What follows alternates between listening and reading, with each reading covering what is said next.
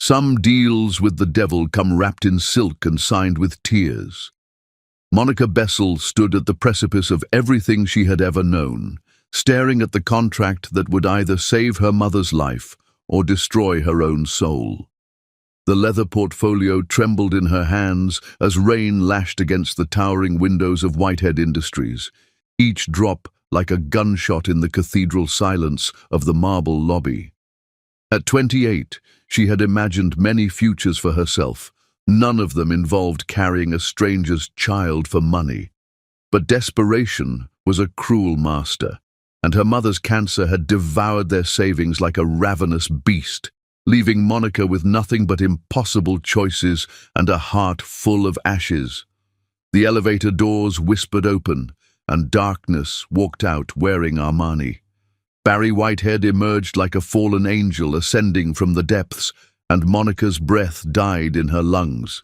At 35, he was power incarnate, 6 feet 3 inches of lethal grace wrapped in a charcoal suit that cost more than most people earned in a year. His steel-grey eyes held the cold fire of winter storms, and his perfectly sculpted face could have been carved from marble by a master with a cruel sense of perfection. Every line of his body spoke of a predator who had never known defeat, never tasted weakness, never bent the knee to anyone. Miss Bessel. His voice poured over her like dark honey laced with poison, smooth, intoxicating, and utterly dangerous. I trust you've had adequate time to consider the terms of our arrangement. Monica forced herself to meet his glacial stare, even as her pulse hammered like thunder in her veins. She had expected wealth, sophistication, perhaps even conventional handsomeness. She had not expected this. A man who looked like sin personified and radiated power like heat from a furnace. "I have, Mr. Whitehead," she managed, her voice steady despite the chaos in her chest. $5 million in exchange for 9 months of my life. A child for a fortune, quite the bargain. Barry's lips curved in what might have been a smile if it had contained even a trace of warmth. Instead, it was all sharp edges and predatory satisfaction. "I prefer to think of it as a business transaction, Miss Bessel. I acquire what I need, you receive compensation, clean, simple, and refreshingly free of the messy complications that emotion tends to create." He moved closer, each step calculated and deliberate, like a panther stalking its prey. The scent of his cologne, something dark and expensive that spoke of power and danger, wrapped around Monica like invisible chains. "You see," Barry continued, his voice dropping to a silken murmur that seemed to caress her skin, "I don't deal in emotions. They're a weakness I cannot afford, a luxury I have no use for. What I require is an heir, someone to carry on the Whitehead legacy. What you require is money. It's a perfect equation." Monica's hands clenched around the portfolio until her knuckles turned white. "And what makes you think I'm the right woman for this transaction?" Barry's eyes swept over her with the clinical precision of a man appraising a piece of art he was considering purchasing. "You're intelligent. Your academic records prove that. You're healthy. My doctors have confirmed it. You're beautiful enough to ensure my child inherits pleasing features, and desperate enough to accept terms that would send most women running." The casual cruelty of his words hit Monica like a physical blow, but she refused to flinch. "How refreshingly honest of you, Mr. Whitehead. Most men at least pretend to see women as human beings." For the first time, something flickered in Barry's arctic gaze. Surprise, perhaps, that she had dared to challenge him. The silence stretched between them like a taut wire, filled with electricity and danger. "Honesty is a rare commodity in my world, Miss Bessel," he said finally, his voice softer but no less dangerous. "I find it refreshing that you appreciate it. Most women who enter my orbit are content to simper and fawn, hoping for scraps of my attention or a place in my bed." "I'm not most women," Monica replied, lifting her chin with a defiance that surprised them both. No, Barry murmured, his eyes narrowing as he studied her with new interest. You're not, are you? He moved even closer until Monica could feel the heat radiating from his body, could see the flecks of silver in his grey eyes, could count the dark lashes that framed them. He was overwhelming in his proximity, a storm contained in human form, beautiful and terrible and utterly mesmerizing. The terms are non-negotiable, Barry said, his breath warm against her ear. You will live in my penthouse for the duration of your pregnancy. You will follow every instruction given by my medical team. You will maintain your health, avoid any activities that might endanger the child, and conduct yourself with the discretion befitting someone carrying a Whitehead heir. Monica's heart raced as his words washed over her, each one another link in the golden chain he was forging around her. And after the birth, the child remains with me. You receive your payment and disappear from our lives permanently. His voice was flat, emotionless, as if they were discussing the weather rather than the fate of a human life. No contact, no claims, no attempts to insert yourself into our future. You will be nothing more than a beautiful memory that fades with time. The brutality of his words should have sent her running. Instead, Monica found herself studying his face, searching for some crack in his perfect mask. And there, for just an instant, she saw it, a flash of something raw and wounded in his eyes before the ice slammed back into place. "What happened to you?" she whispered, the question escaping before she could stop it. "What turned you into this?" Barry's jaw tightened, and for a moment his carefully constructed facade wavered. "Life, Miss Bessel. Life happened to me, and I learned that emotions are a luxury that weak men indulge in before they're destroyed by them. And you're not weak." "I'm the strongest man you'll ever meet," Barry replied, but something in his voice suggested he was trying to convince himself as much as her. "I built an empire from nothing, crushed my enemies without mercy, and acquired everything I ever wanted through sheer force of will. Weakness died in me 15 years ago, along with everything else that made me human." The pain that flashed across his face lasted only a heartbeat before the mask slammed back into place, but Monica saw it. Beneath the ice and arrogance and cruel beauty, something human still lived, something broken and bleeding and desperately trying to hide. "Sign the contract, Miss Bessel," Barry commanded, his voice returning to its earlier coldness. "And remember, this is business, nothing more, nothing less. Don't make the mistake of thinking it could ever be anything else." Monica looked down at the papers in her hands, then back up at the man who was offering to save her mother's life in exchange for her own freedom. Barry Whitehead stood before her like a beautiful devil, his grey eyes burning with cold fire, his presence overwhelming and inescapable. As she lifted the pen with trembling fingers, Monica wondered if she was making a deal that would save them all, or damn them beyond redemption. "Welcome to your gilded cage, Miss Bessel," Barry murmured as she signed her name on the dotted line, his voice like silk wrapped around steel. "I do hope you don't come to regret this arrangement." But as Monica looked up into his storm-grey eyes, she saw something that made her breath catch in her throat. For just an instant, his mask had slipped completely, and she glimpsed a man drowning in his own darkness, desperately seeking something he didn't even know he needed.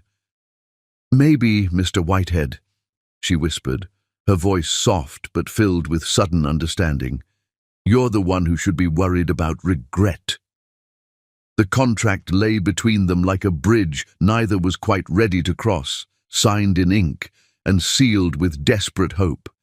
Outside, the storm raged against the windows, but inside, something far more dangerous had just begun. Something that would either destroy them both or save them from the prisons they had built around their hearts. Chapter 2. Walls of Ice. Paradise Lost, it turned out, was a penthouse apartment on the Upper East Side, decorated in shades of perfection and emptiness. Monica stood in the center of Barry Whitehead's living room, her single suitcase looking pathetically small against his overwhelming luxury. Every surface gleamed like polished marble, positioned with mathematical precision, offering commanding views of the conquered city below. It was beautiful, sterile, and utterly without warmth. "Your quarters are down the hall." Barry's voice cut through her observations like a blade. He stood in his study doorway, having traded his charcoal suit for slacks and a white dress shirt rolled up at the sleeves. The casual look only emphasized the predatory grace with which he moved. "Madison will coordinate your care," he continued, gesturing to an elegant blonde woman who appeared instantly. Monica bristled. "I'm perfectly capable of coordinating my own appointments, Mr. Whitehead." Barry's head snapped up, grey eyes flashing dangerously. "You misunderstand your position here, Miss Bessel. You are carrying my heir. Every moment of this pregnancy will be monitored according to my specifications." "I'm not a broodmare," Monica said, her voice rising. Barry moved closer, towering over her like a marble statue carved from ice and shadow. "Aren't you? You signed a contract that places you under my authority for 9 months. You will eat what my nutritionist prescribes, exercise according to my trainer's regimen, and submit to whatever medical examinations my doctors deem necessary." Monica's hands clenched into fists. "I'm a human being with a brain and the ability to make rational decisions about my own body. Your body is currently hosting my child. That makes it my concern, my responsibility, and subject to my judgment." The casual possessiveness made Monica's blood boil. She stepped forward, bringing herself close enough to feel the heat radiating from his frame. "Let me make something clear, Mr. Whitehead. I may have signed your contract, but I am not your property. I never will be. If you think you can intimidate me into being some silent, submissive vessel for your precious heir, you're about to be disappointed." The air crackled with electricity. Barry's eyes darkened to storm clouds, a muscle ticking in his jaw. "You have fire, Miss Bessel. I'll give you that." He leaned closer, his breath warm against her ear.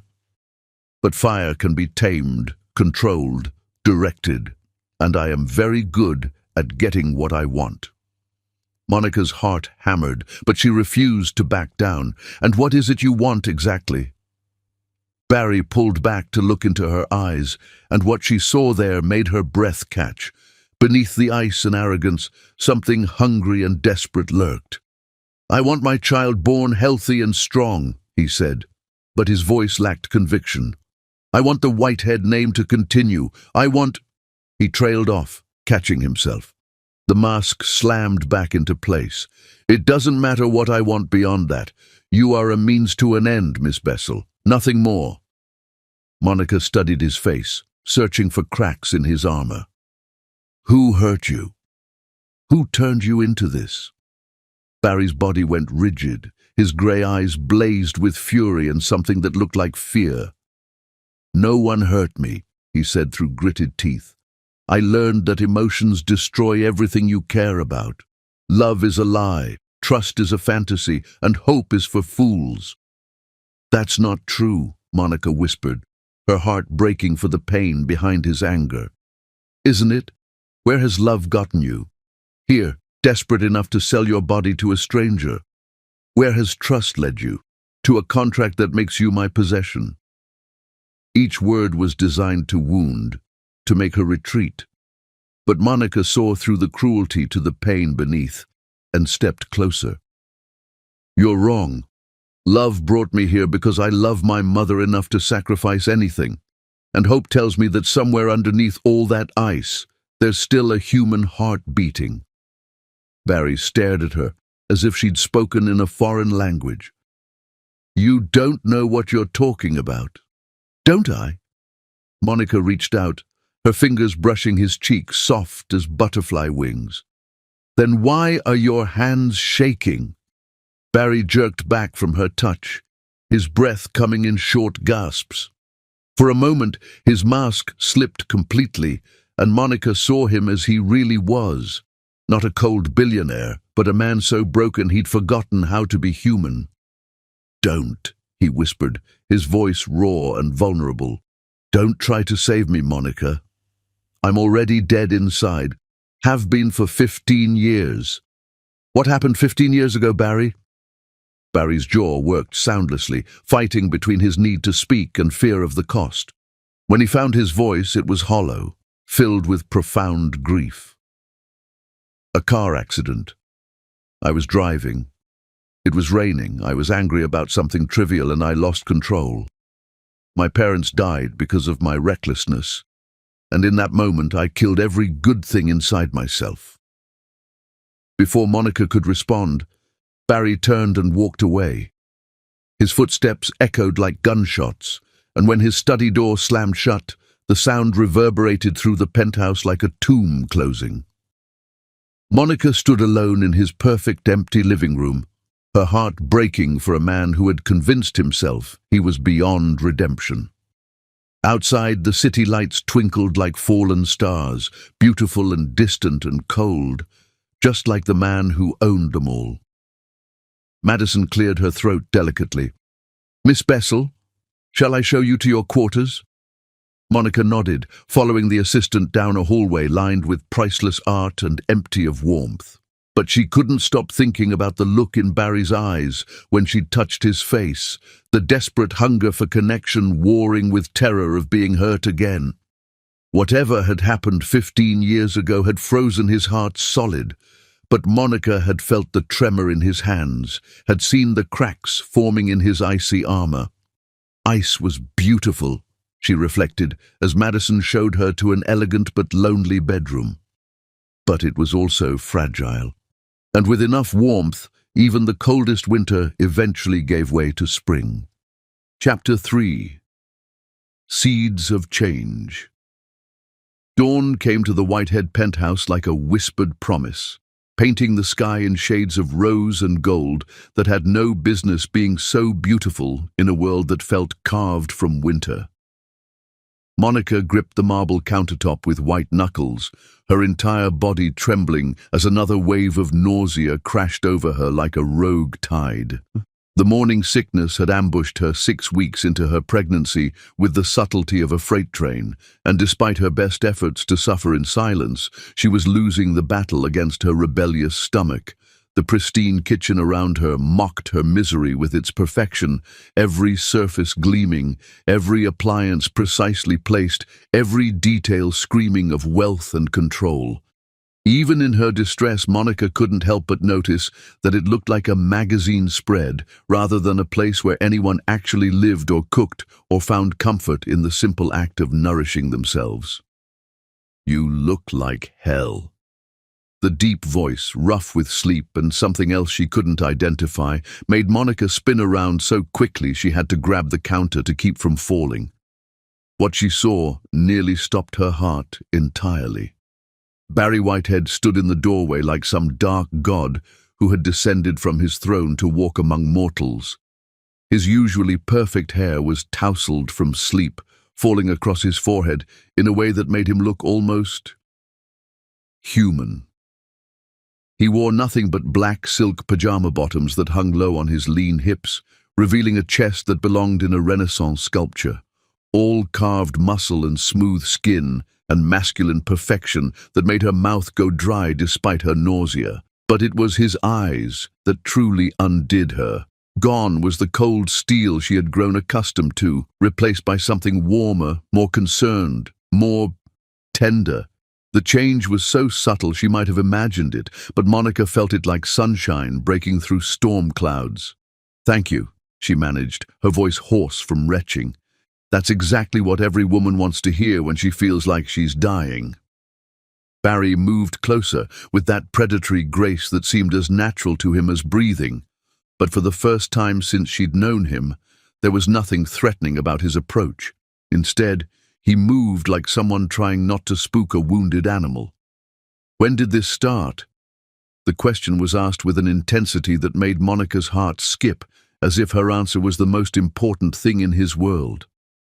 3 days ago, she admitted, then immediately cursed herself for the honesty.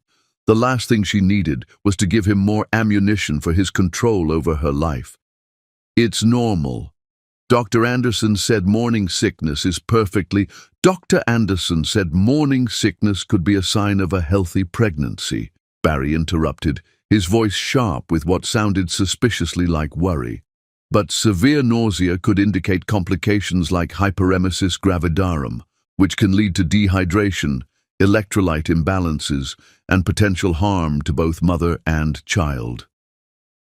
Monica stared at him in shock, her nausea momentarily forgotten in the face of her amazement.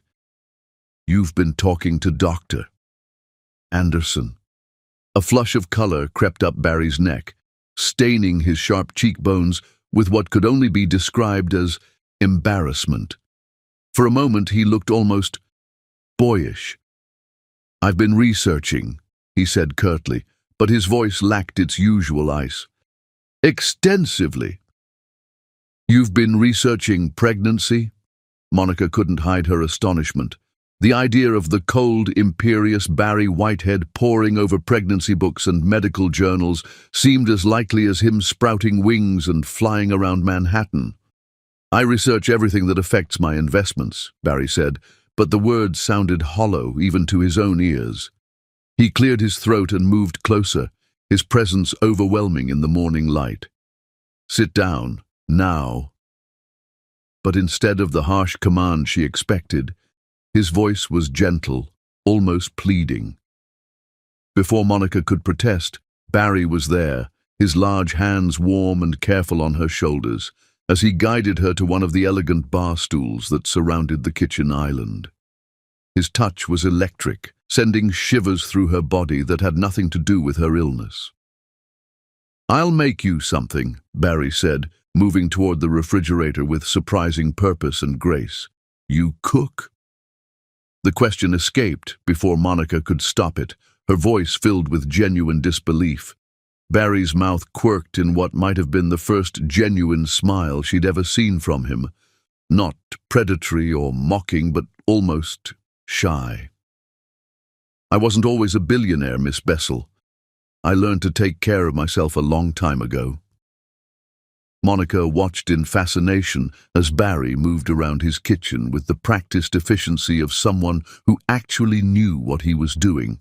His hands, those same hands that commanded boardrooms and crushed business rivals without mercy, were surprisingly gentle as he cracked eggs into a bowl, whisked them with cream and a pinch of herbs she couldn't identify. "My mother used to make these when I was sick," Barry said quietly, his voice softer than she'd ever heard it. The casual mention of his mother, the woman who had died in whatever tragedy had frozen his heart, made Monica's chest tighten with unexpected emotion. She said they were magic, that they could cure anything from a broken heart to a broken spirit. "She sounds like she was a wonderful woman," Monica said softly, watching as Barry's hands stilled for just a moment at her words. "She was," he replied, his voice barely above a whisper. "She would have loved." He trailed off, shaking his head as if to clear it of dangerous thoughts. "The eggs are almost ready." But Monica had heard what he almost said. She would have loved this baby. The realization sent warmth flooding through her chest, chasing away some of the chill that had settled there since her arrival in his ice palace. Barry plated the scrambled eggs with the precision of a 5-star chef, then poured a glass of ginger ale from a bottle that definitely hadn't been in the refrigerator the day before. He set both in front of her with a care that seemed at odds with his usual commanding presence. "Eat," he said, but it wasn't the cold order she'd grown accustomed to. It was almost gentle, worried, as if her well-being actually mattered to him beyond the value of the child she carried. Monica took a tentative bite and nearly moaned with relief. The eggs were perfect, creamy, light, and somehow exactly what her rebellious stomach needed. "These are incredible," she said, taking another bite with more enthusiasm than she'd felt for food in days. Barry's eyes lit up with something that looked unmistakably like pride. "My mother's recipe," he said simply, but Monica caught the way his voice warmed when he spoke of her. As Monica ate, she became acutely aware that Barry was watching her with an intensity that made her skin tingle. Not the cold, calculating stare she was used to, but something warmer, more protective, more possessive, but in a way that felt caring rather than controlling. "Better?" he asked when she'd finished half the plate, and the genuine concern in his voice made her heart skip a beat. "Much," Monica said, and meant it. The nausea had receded to a manageable level, replaced by a strange fluttering in her chest that had everything to do with the way Barry was looking at her. "Thank you. I've ordered some prenatal vitamins that are supposed to help with morning sickness," Barry said, that telltale flush creeping up his neck again. "They'll be delivered this afternoon, along with some herbal teas that are safe during pregnancy and some crackers that women find helpful for settling their stomachs." Monica stared at him, speechless. "You ordered prenatal vitamins? And crackers?" "I told you I research everything," Barry said defensively, but there was something almost vulnerable in his expression. "Barry," Monica said softly, using his first name without thinking. She saw him flinch slightly, as if the sound of his name on her lips affected him physically. "Why do you care so much?" The question hung between them like a bridge neither was quite ready to cross. For a moment, Barry's carefully constructed mask slipped completely, and Monica saw vulnerability in his storm-grey eyes that took her breath away. She saw longing, need, and something that looked almost like... "Because," he said quietly, his voice rough with an emotion he was clearly fighting, "you're carrying the most precious thing in my world." The words were soft, honest, and filled with a tenderness that made Monica's eyes burn with unexpected tears. But almost immediately, Barry seemed to realize what he'd revealed, because his walls slammed back up so quickly it made her dizzy. "Finish your breakfast," he said, his voice returning to its usual commanding tone, but Monica caught the slight tremor in it. "Madison will be here soon to take you to your appointment with Dr. Anderson." He turned to leave, but Monica's voice stopped him at the doorway. "Barry?" He paused, but didn't turn around, his shoulders tense beneath the smooth skin of his back. "Thank you," she said simply. "For the eggs. For caring about the baby. For showing me that you're human." Barry's entire body went rigid at her words. When he finally turned back to look at her, his expression was a war between the ice he wore like armor and the fire that burned beneath it. "Don't mistake necessity for humanity, Monica," he said, using her first name like a caress wrapped in warning. "And don't make the mistake of thinking this changes anything between us." But as he walked away, Monica caught sight of his reflection in the kitchen window. The mask had slipped again, and what she saw there made her heart race with dangerous hope. Barry Whitehead, cold, arrogant, impossible Barry Whitehead, was falling apart. And for the first time since she'd signed his contract, Monica began to wonder if maybe, just maybe, she could put him back together again. The thought should have terrified her. Instead, it filled her with a warmth that had nothing to do with the morning sun streaming through the windows, and everything to do with the man who was trying so hard to pretend he didn't have a heart. But Monica had seen it now. That heart he claimed was dead. She'd felt it in his gentle touch, heard it in his worried questions, tasted it in the eggs he'd made with his mother's love. And once you'd seen someone's heart, Monica reflected as she finished her breakfast, it was impossible to pretend it didn't exist, even if the man who owned it was determined to keep it locked away behind walls of ice that were already beginning to crack. Chapter 4. Shattered Mirrors. Some moments arrive like lightning, brilliant, electric, and powerful enough to illuminate the darkness that has consumed your soul for far too long. Monica stood at the top of the grand staircase of the Plaza Hotel, her heart hammering against her ribs as she prepared to descend into a world she had never belonged to. The gown Barry had sent to her room was a masterpiece of midnight blue silk that flowed around her like liquid starlight. The empire waist, elegantly concealing her small but visible bump at 12 weeks, while the deep neckline and flowing skirt made her look like a goddess who had descended from the heavens to grace mere mortals with her presence. The annual Children's Hospital Charity Gala glittered below her like a jewel box come to life. Crystal chandeliers cast rainbow prisms across the marble floor, and the sound of chamber music mingled with the gentle symphony of champagne glasses and cultured laughter. Everyone who mattered in New York society had come to see and be seen, to write checks for tax deductions and pose for photographers who would ensure their generosity made the morning papers.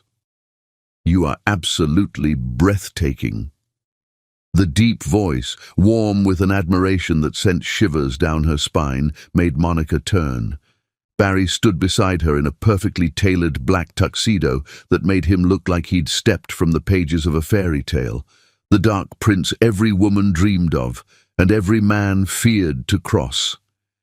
His usually severe features were softened by the golden light, and when he looked at her, Monica felt as if she were the only woman in the world. "You don't look so terrible yourself," Monica managed, her voice slightly breathless from the way his storm-grey eyes were drinking her in. Barry's gaze traveled over her with an intensity that made her skin tingle beneath the silk. "That dress," he said, his voice rough with something that sounded unmistakably like desire, "should be declared a weapon of mass destruction." Before Monica could respond, Barry was offering her his arm with old-world gallantry that seemed as natural to him as breathing. "Shall we show them what real power looks like?" Together, they descended the staircase, and Monica felt every eye in the room turn to watch their progress. Whispers followed in their wake like autumn leaves, speculation about who she was, what she meant to the notoriously private Barry Whitehead, and why Manhattan's most eligible bachelor was suddenly appearing in public with a mysterious beauty on his arm. But Monica only had eyes for Barry. He moved through the crowd like a king among his subjects, commanding respect and attention with every step. Men stepped aside for him with deferential nods, women gazed at him with undisguised longing, and yet his attention never wavered from the woman beside him. "Barry, darling." The voice was like honey poured over broken glass, sweet on the surface but sharp enough to cut.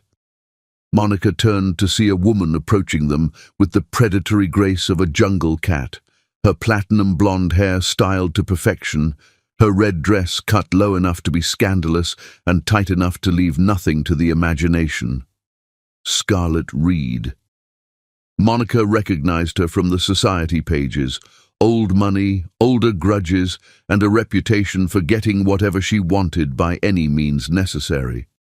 "Scarlet," Barry said, his voice carefully neutral, but Monica felt his arm tense beneath her fingers.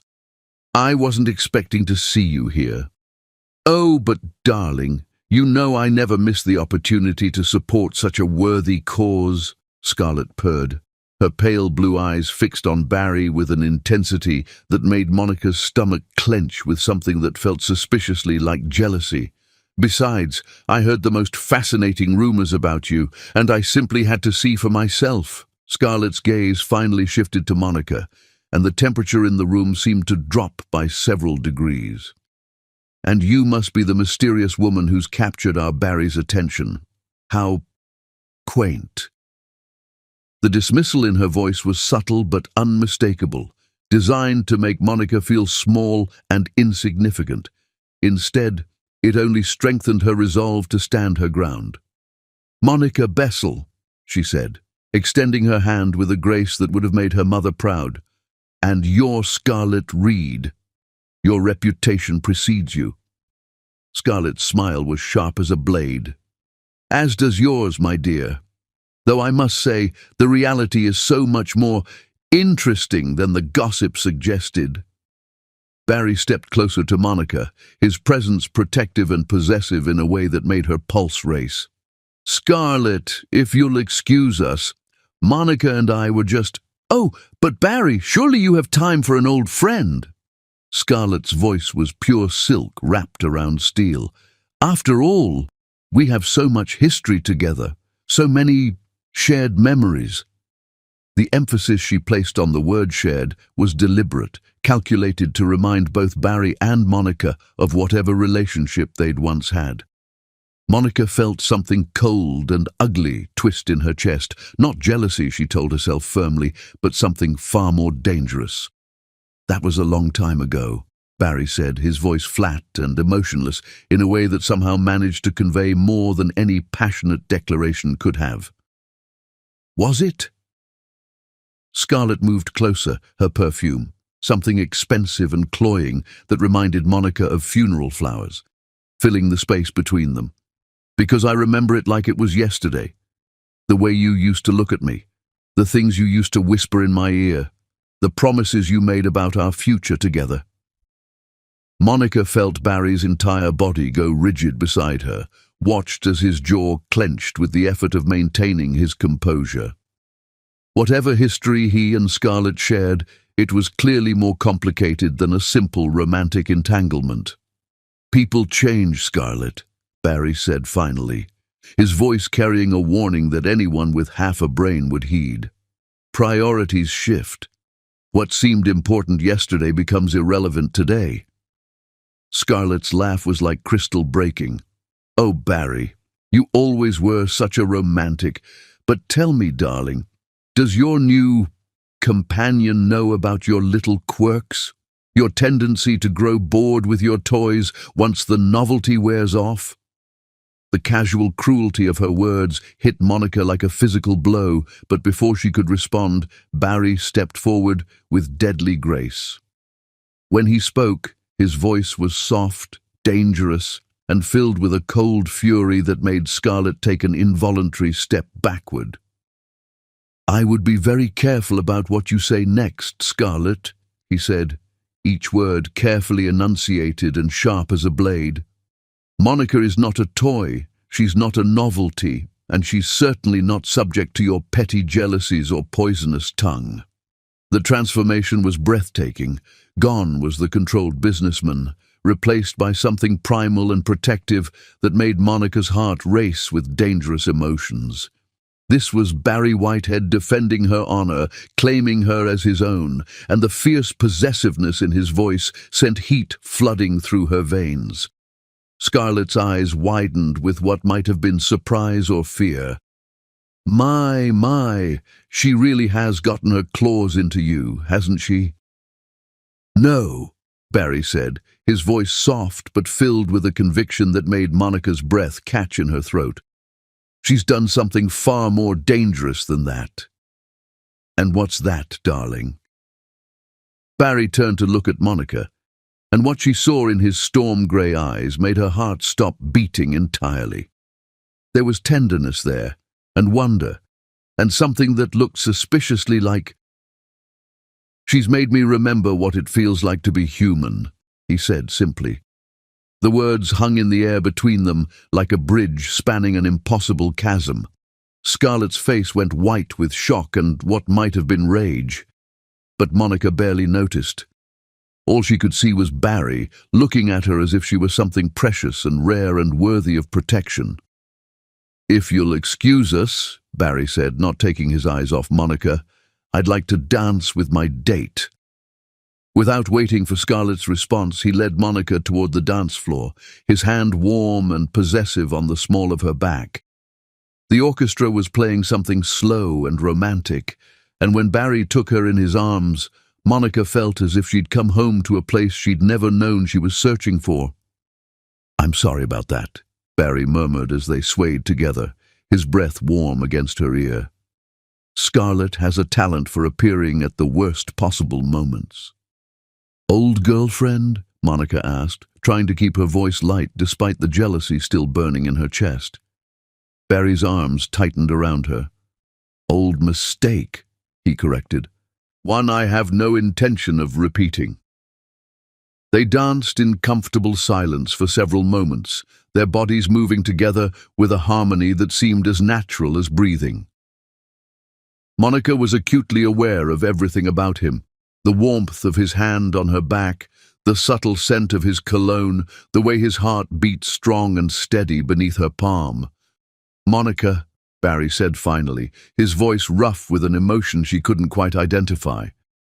"Yes?" "What you said to Scarlett about my reputation preceding me, what did you mean?" Monica looked up into his eyes and saw something vulnerable there, something that looked almost like fear. "I meant that everyone in this room knows you're brilliant, powerful, and completely ruthless when it comes to getting what you want." Barry's mouth quirked in a rueful smile. "That's not exactly a flattering assessment." "I wasn't finished," Monica said softly. "They also know you're honorable, even when it costs you. You could have destroyed Scarlett with a few well-chosen words just now, but you didn't. You could have let her make me feel small and insignificant, but instead you protected me. That says more about your character than any business deal ever could." Barry stopped dancing entirely, his hands coming up to frame her face with a tenderness that made her eyes burn with unshed tears. "You see me," he whispered, his voice filled with wonder. "After everything I've done, everything I've become, you still see something worth protecting." "I see everything, Barry," Monica whispered back. "The good and the bad, the light and the darkness, and I'm not afraid of any of it." For a moment, Monica thought he might kiss her right there in front of everyone. His eyes dropped to her lips, and she felt the air between them crackle with electricity. But then the orchestra finished their song, and the spell was broken by the sound of applause. "Come with me," Barry said suddenly, his voice urgent. "I want to show you something." He led her through the crowd and out onto a balcony that overlooked Central Park. The October air was crisp and clean, filled with the scent of autumn leaves and the promise of winter. The city spread out below them like a glittering jewel, beautiful and endless and full of possibilities. "It's gorgeous," Monica breathed, leaning against the stone railing. "Yes," Barry said. But when she turned to look at him, she found him watching her instead of the view. Absolutely gorgeous. The storm that had been threatening all evening finally broke then, sending fat raindrops spattering against the stone balcony. But instead of running for cover, Barry moved closer to Monica, his hands coming up to tangle in her hair. "I should walk away from you," he said, his voice rough with desire and something that sounded like desperation. "I should let you go before I destroy everything good and pure about you." "But you won't," Monica said. Not a question, but a statement filled with absolute certainty. "No," Barry whispered, his forehead coming to rest against hers. "God help me, I can't." And then he was kissing her, and the world exploded into starlight and sensation. His lips were warm and demanding, tasting of champagne and something darker, more dangerous. Monica melted against him, her hands fisting in the lapels of his tuxedo as she kissed him back with all the passion and longing that had been building between them since the moment they met. The kiss was everything, desperate and tender, claiming and surrendering, a promise and a threat wrapped in silk and delivered with the force of a hurricane. When they finally broke apart, both of them were breathing hard, their hearts racing in perfect synchronization. "What are you doing to me?" Barry whispered against her lips, his voice broken and beautiful. "The same thing you're doing to me," Monica whispered back. "Showing me what it feels like to be alive." The rain continued to fall around them, but neither moved to seek shelter. They stood there in the storm, holding each other as if they were the only two people left in the world, both of them knowing that everything had changed in the space of a single kiss.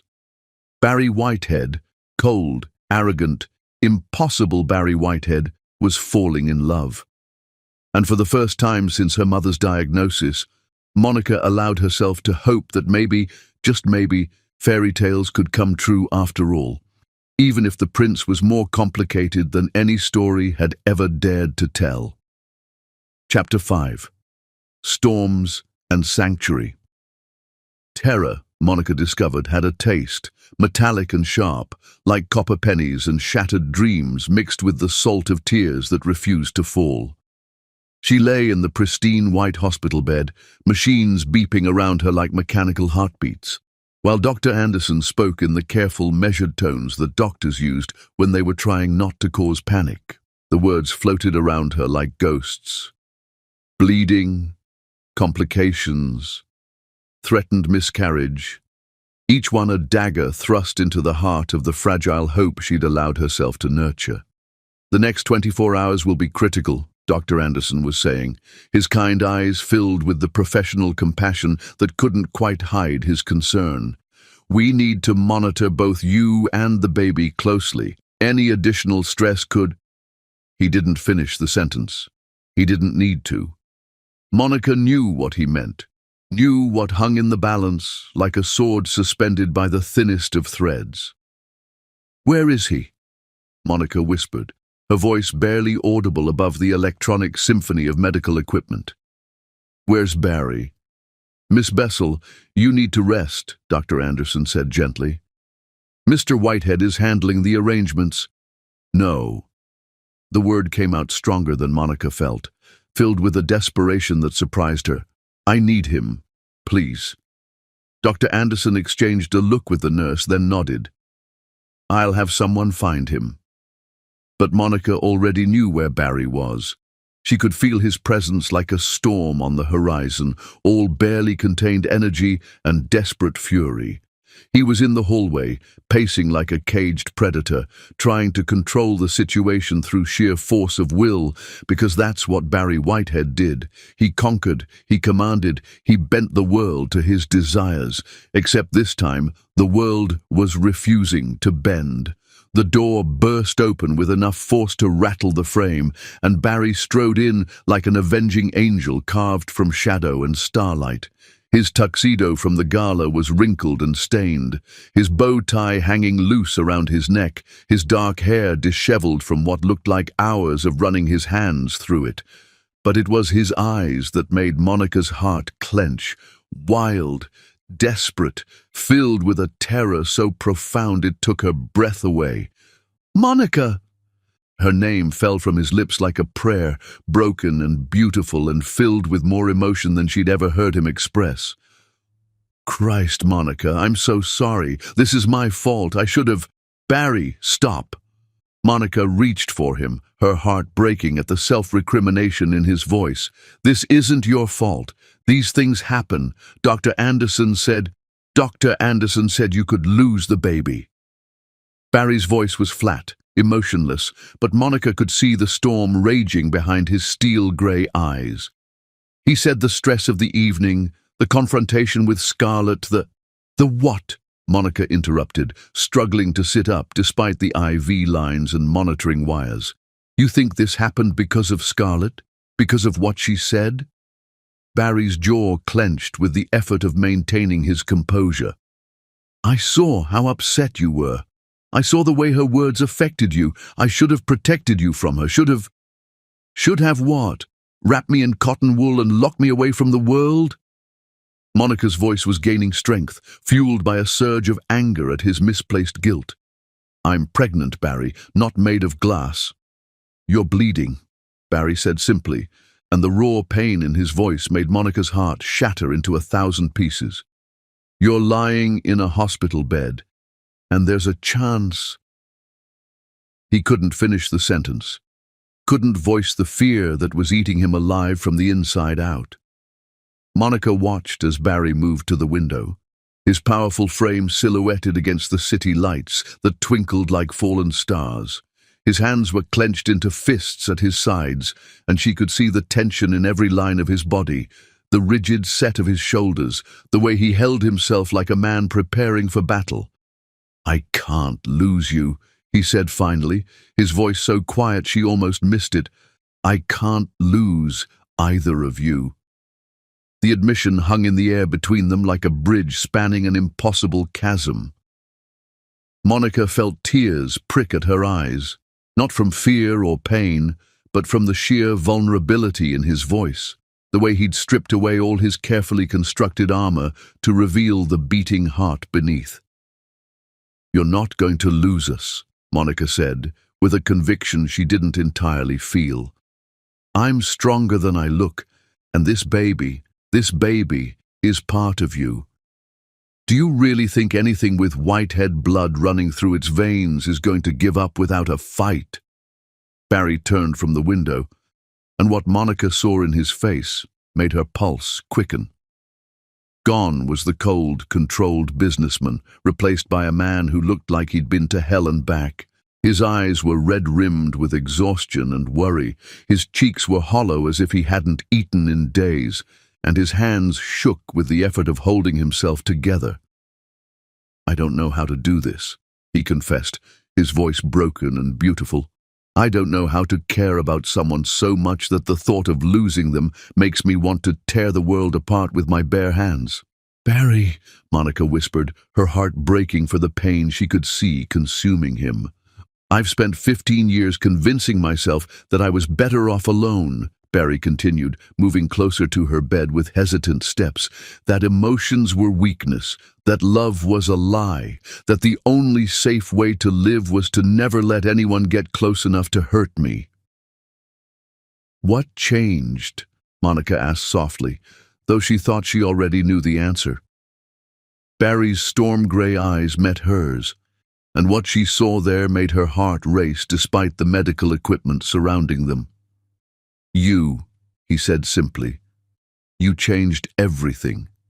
You walked into my life with your strength and your compassion and your refusal to be intimidated by my money or my power or my reputation. You looked at me like I was worth saving, like there was something good buried beneath all the ice and arrogance. There is, Monica said firmly. I've seen it. I've felt it. The way you take care of me, the way you worry about the baby, the way you held me when I was scared, that's not the behavior of a man without a heart. Barry reached the side of her bed, his large hands hovering over hers, as if he was afraid his touch might somehow make things worse. I'm terrified, he admitted, his voice barely above a whisper.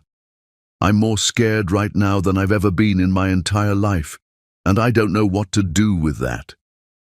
You don't have to do anything, Monica said, catching his hands in hers and marveling at how they trembled against her skin. You just have to be here. With me. With us. I don't know how to be what you need, Barry said, his voice rough with unshed tears. I don't know how to be a husband or a father or anything resembling a decent human being. I'm damaged, Monica, broken in ways that might never heal.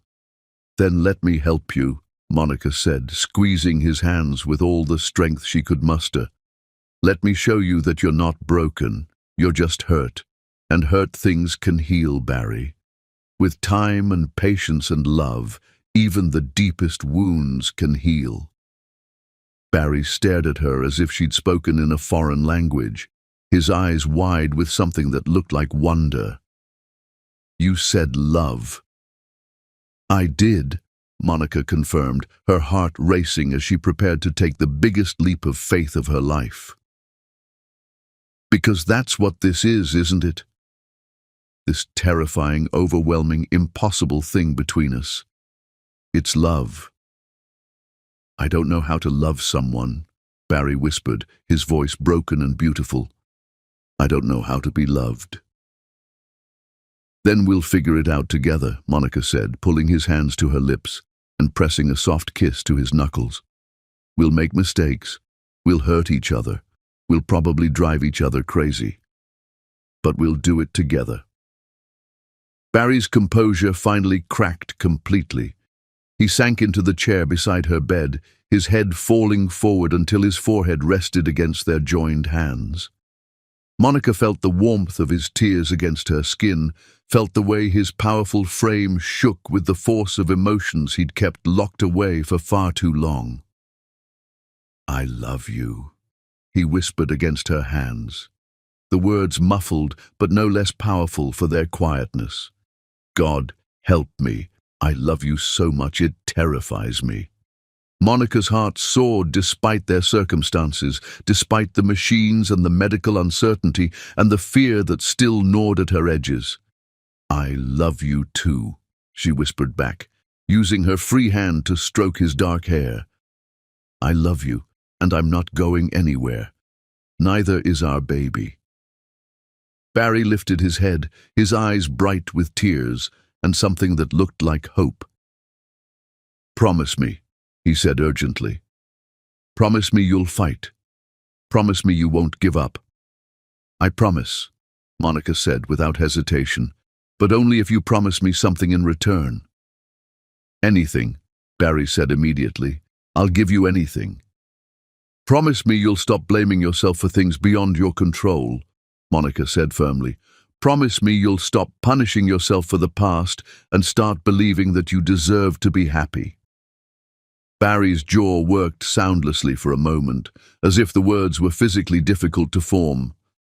"I don't know if I can do that." "Then start small," Monica suggested, bringing his hand to rest on her still flat belly. "Start with believing that our baby deserves a father who isn't consumed by guilt and self-hatred. Start with believing that I chose you, not your money, not your power, not what you can give me, but you. The man who makes me eggs when I'm sick, who researches pregnancy symptoms because he's worried about me, who stands up to society bitches in ballrooms because he can't stand to see me hurt." Barry's hand was warm against her stomach, and Monica could swear she felt something flutter beneath his palm.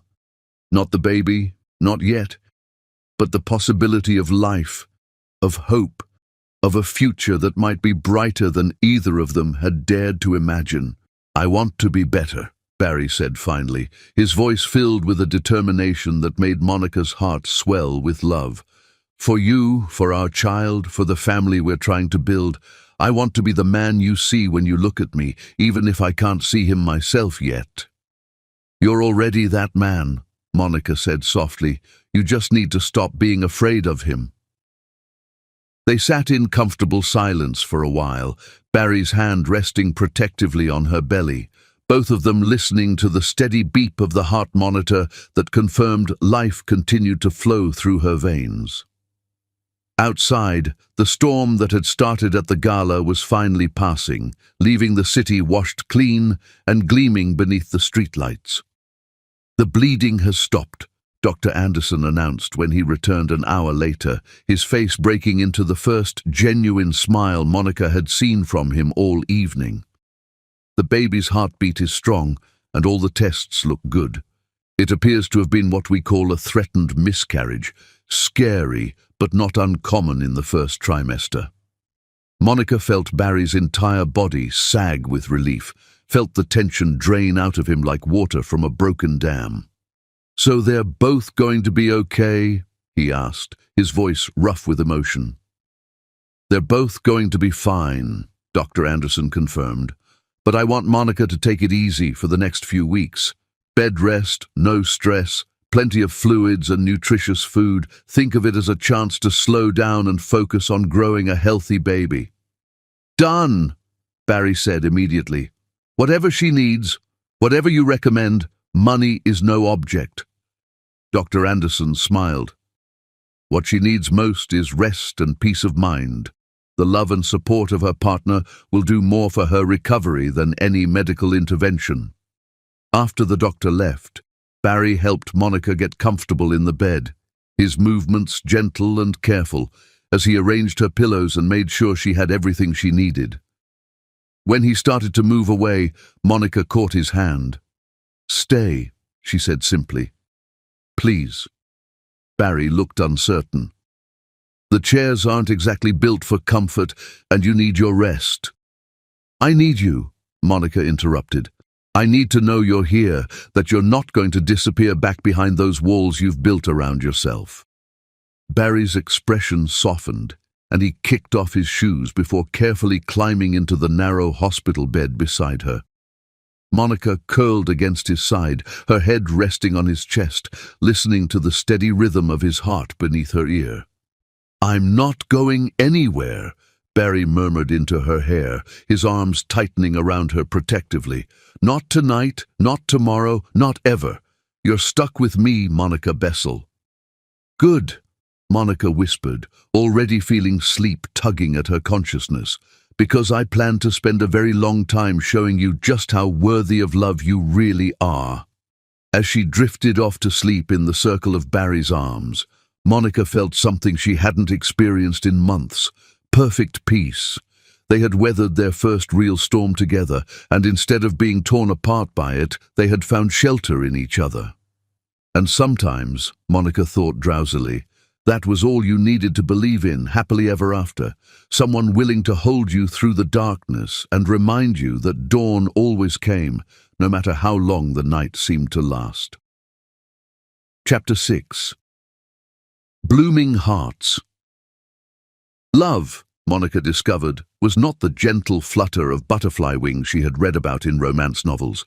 It was a force of nature, wild and consuming and powerful enough to transform even the most barren wastelands into gardens of impossible beauty.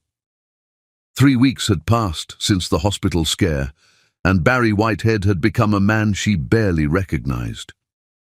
Gone was the cold, calculating billionaire who had offered her a contract like a business transaction. In his place was someone tender, protective, and so devoted to her well-being that it sometimes took her breath away. Monica lay in the center of their bed. When had she started thinking of it as their bed? Watching the early morning light paint golden patterns across Barry's sleeping face.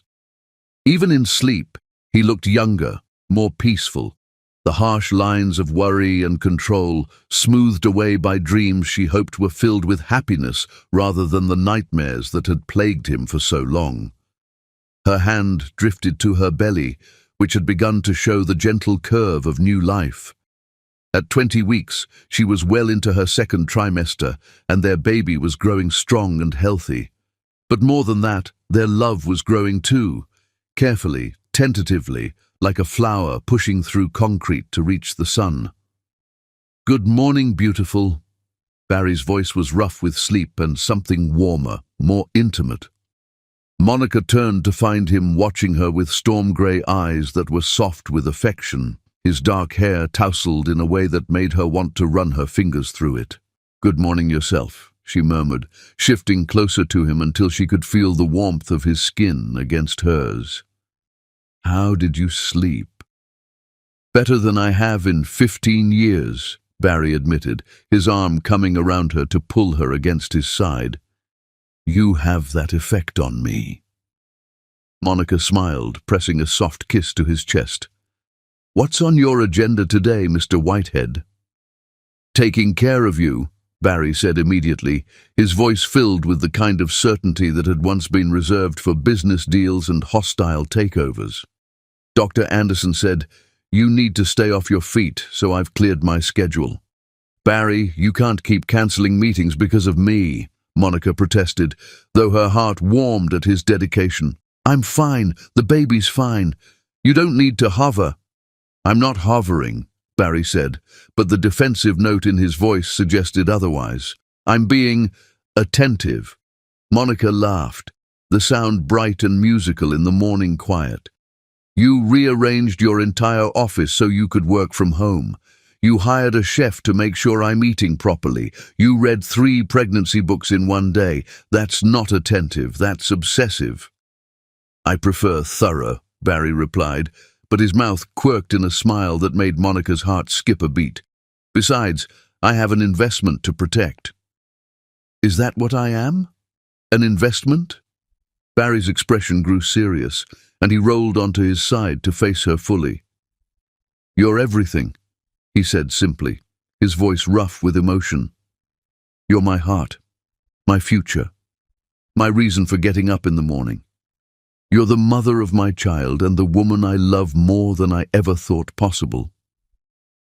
The words hit Monica like a physical blow, stealing her breath with their honesty and intensity. Even after weeks of increasing intimacy, Barry's declarations of love still had the power to make her feel like she was flying. "I love you too," she whispered, reaching up to cup his face in her hands. "Sometimes I think I might love you too much." "There's no such thing," Barry said, turning his head to press a kiss to her palm. "Not when it comes to us." They lay in comfortable silence for a while, wrapped in each other's arms and the golden morning light. Monica marveled at how different Barry was from the man who had offered her a contract in his sterile office. This Barry was warm, tender, protective without being controlling. He touched her like she was made of spun glass and dreams, and he looked at her like she was the most beautiful thing he'd ever seen. "I have something for you," Barry said suddenly, his voice filled with barely contained excitement. "Barry, you don't need to keep buying me things," Monica protested, though she couldn't hide her curiosity. "The jewelry, the clothes, the books, it's too much." "This is different," Barry said, already climbing out of bed with the energy of a man on a mission. "This is, well, you'll see." Monica watched as he disappeared into his walk-in closet, emerging moments later with a small wrapped package that looked almost humble compared to the expensive gifts he'd been showering her with. Her heart fluttered with anticipation as he handed it to her, his eyes bright with nervous excitement. "Open it," he urged, settling back onto the bed beside her. Monica carefully unwrapped the package, her breath catching when she saw what lay inside. It was a small, leather-bound journal, worn and well-loved, with a faded inscription on the cover that read, "For all the dreams yet to come." "It was my mother's," Barry said softly, his voice thick with emotion. "She kept it during her pregnancy with me, writing down her hopes and fears and dreams for the future. I thought maybe you'd like to do the same for our baby." Monica's eyes filled with tears as she opened the journal and saw pages filled with elegant handwriting, sketches of baby clothes and nursery designs, and pressed flowers that had somehow retained their delicate beauty despite the passage of time. "Barry, this is—" She couldn't finish the sentence, too overwhelmed by the magnitude of what he was giving her. This wasn't just a gift. It was a piece of his heart, a connection to the mother who had loved him before tragedy stole her away. "I know it's not diamonds or designer clothes," Barry said, suddenly uncertain. "But I thought—" "It's perfect," Monica interrupted, looking up at him with eyes that shone with love and gratitude. "It's the most beautiful gift anyone has ever given me."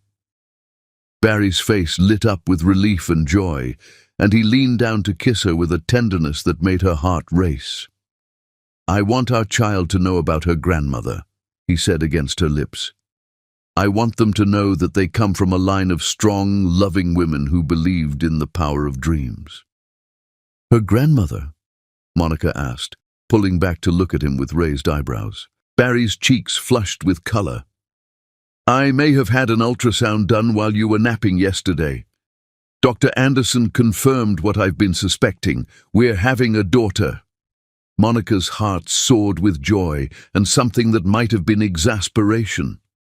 "You had an ultrasound without me?" "I couldn't wait," Barry admitted, looking like a little boy who'd been caught with his hand in the cookie jar. "I needed to know she was okay, that she was growing properly. And when I saw her on the screen, Monica, she's perfect. She has your nose and what looks like my stubborn chin." Monica couldn't help but laugh at his enthusiasm, even as she shook her head in amused disbelief. "You're impossible." "I'm in love," Barry corrected, his voice soft and wondering. "With you, with our daughter, with the family we're building together. I never thought I could feel this way about anyone, and now I can't imagine my life without you in it." "Good," Monica said, settling back against the pillows with the journal clutched to her chest. "Because you're stuck with us, Barry Whitehead. for better or worse, in sickness and in health, through morning sickness and midnight cravings and everything else that comes with loving someone this much. Barry's eyes darkened with an emotion that made Monica's pulse race. Is that a proposal, Miss Bessel? Maybe, Monica said, her voice teasing but her heart serious. Would you say yes if it was?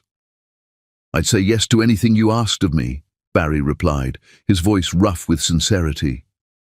I'd give you the world if you wanted it, but all I really want is to spend the rest of my life proving that I'm worthy of your love.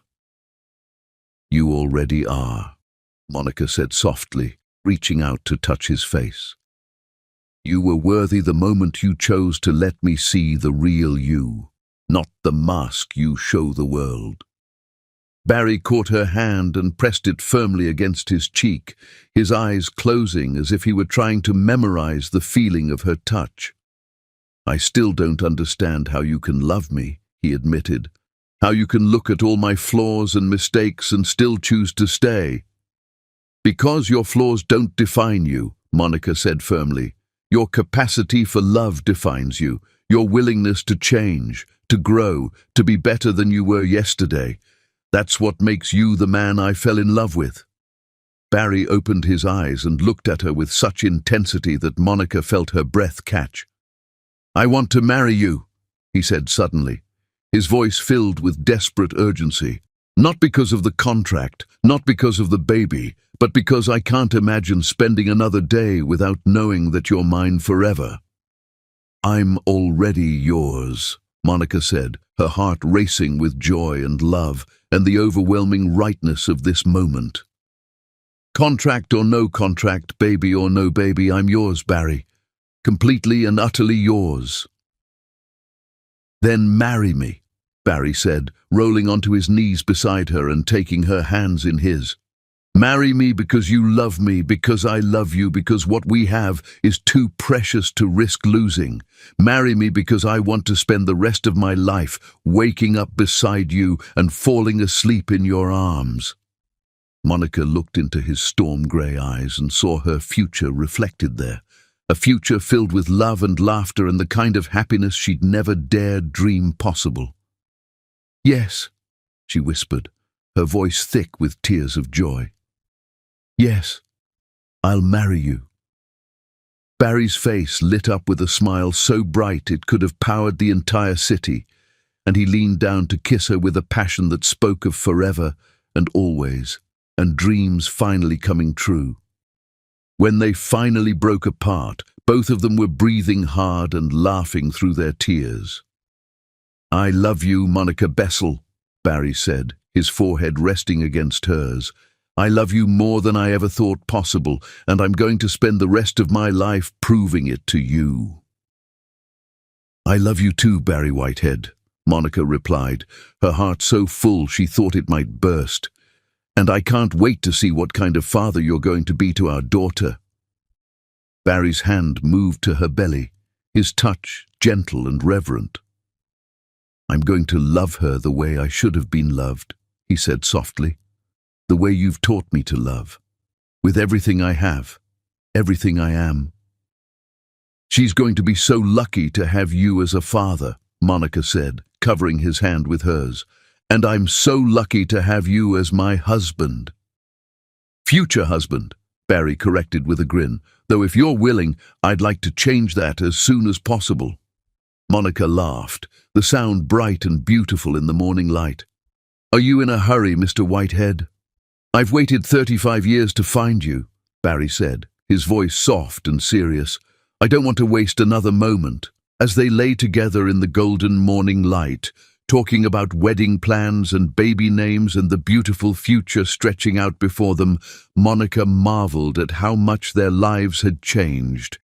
What had started as a cold business transaction had become the greatest love story she'd ever known, and the best part was, it was only the beginning. Chapter 7. Dangerous Revelations. Fury hath no bounds like a billionaire whose family is under siege.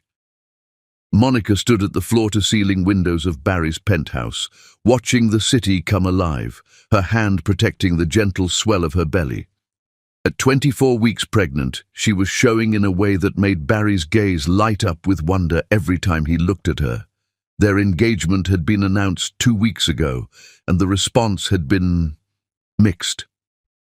"The Times wants a comment about the engagement," Madison said, sorting through correspondence. "So does the Post, the Journal, and 15 other publications." "Tell them all the same thing," Barry said without looking up from his laptop. "No comment. Our personal life is not open for public consumption." Monica turned to study her fiancé's face. She could see the tension in his shoulders, the way his jaw clenched as he read. "What is it?" she asked, moving behind his chair. "What's wrong?" Barry's muscles tensed. When he looked up, his grey eyes were dark with fury. "It's nothing you need to worry about." "Barry," Monica said firmly, "tell me." Barry closed his laptop with force and stood. "Hunter Brooks is making his move. He's been investigating our relationship, digging into your past, looking for anything he can use to destroy me." Monica's blood ran cold. Hunter Brooks, Barry's oldest rival, the man who had been trying to destroy Whitehead Industries for years. "What kind of things? Your mother's medical bills? Your father's gambling debts? The fact that you were desperate enough to sign a contract with a stranger to solve your financial problems?"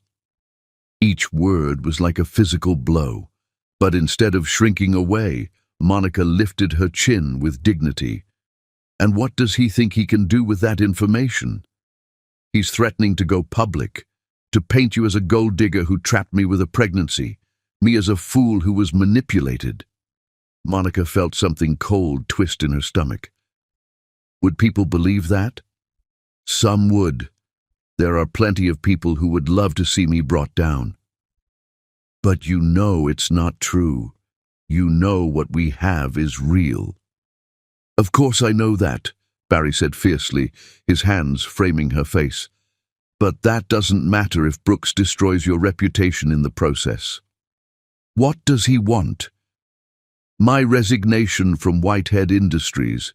He wants me to step down, to hand over control of the company my father built. And if you don't, he destroys us both. Your reputation, your privacy, your ability to live a normal life, all gone. And our daughter will grow up with this hanging over her head." Monica felt tears prick her eyes, but not from self-pity. She was crying for the impossible choice he was being forced to make. There has to be another way. You can't let him win. "Can't I?" Barry asked, his voice soft but determined. "If the choice is between my company and your happiness, between my reputation and our daughter's future, then there's no choice at all." "Barry, no," Monica said, grabbing his hands. "You are not giving up everything you've worked for because of me. You're not making the decision. I am. And I choose you, Monica. I choose our family. I choose love over power, happiness over wealth." Monica stared at him in amazement. This was not the cold businessman she had first met. This was a man transformed by love. What if we fight back? What if we don't give him what he wants? Barry's eyes darkened with something that might have been hope. "Monica, you don't understand. If we fight, it's going to get ugly. Brooks doesn't fight fair." "Neither do you," Monica pointed out, a fierce smile crossing her face. "You're Barry Whitehead. You built an empire from nothing. You've crushed every enemy who's tried to destroy you. Why should Hunter Brooks be different?" Barry stared at her as if seeing her for the first time. "Because this time, I have something to lose. I have you and our daughter, and a future that matters more than any business deal." "Then we fight for that future," Monica said firmly. "We fight for our family, for our love, for our right to be happy. And we win because we have something Hunter Brooks will never have." "What's that?" "Each other," Monica said simply. We have each other, and that makes us stronger than any enemy." Barry's face lit up with the smile that had become Monica's favorite sight. "Are you sure? Because once we start this fight, there's no going back." "I'm sure," Monica said without hesitation. "I didn't fall in love with you because you were safe.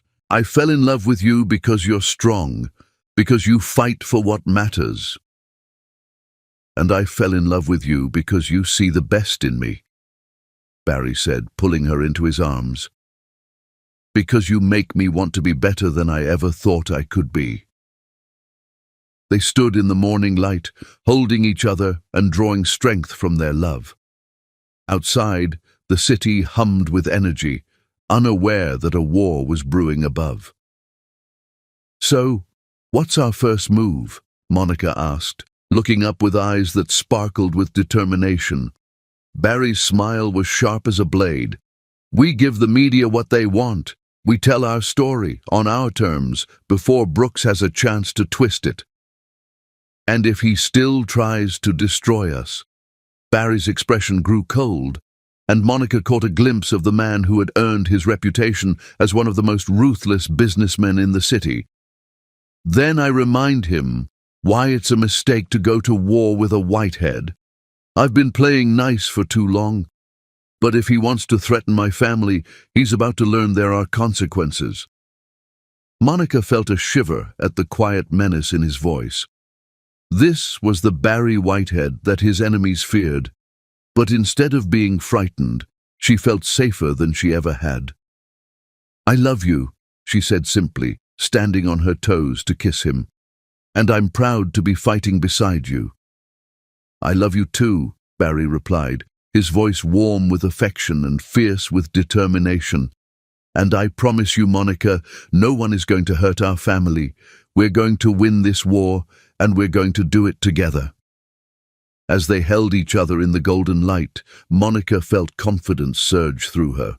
Whatever challenges lay ahead, they would face them as a team, and together they were unstoppable.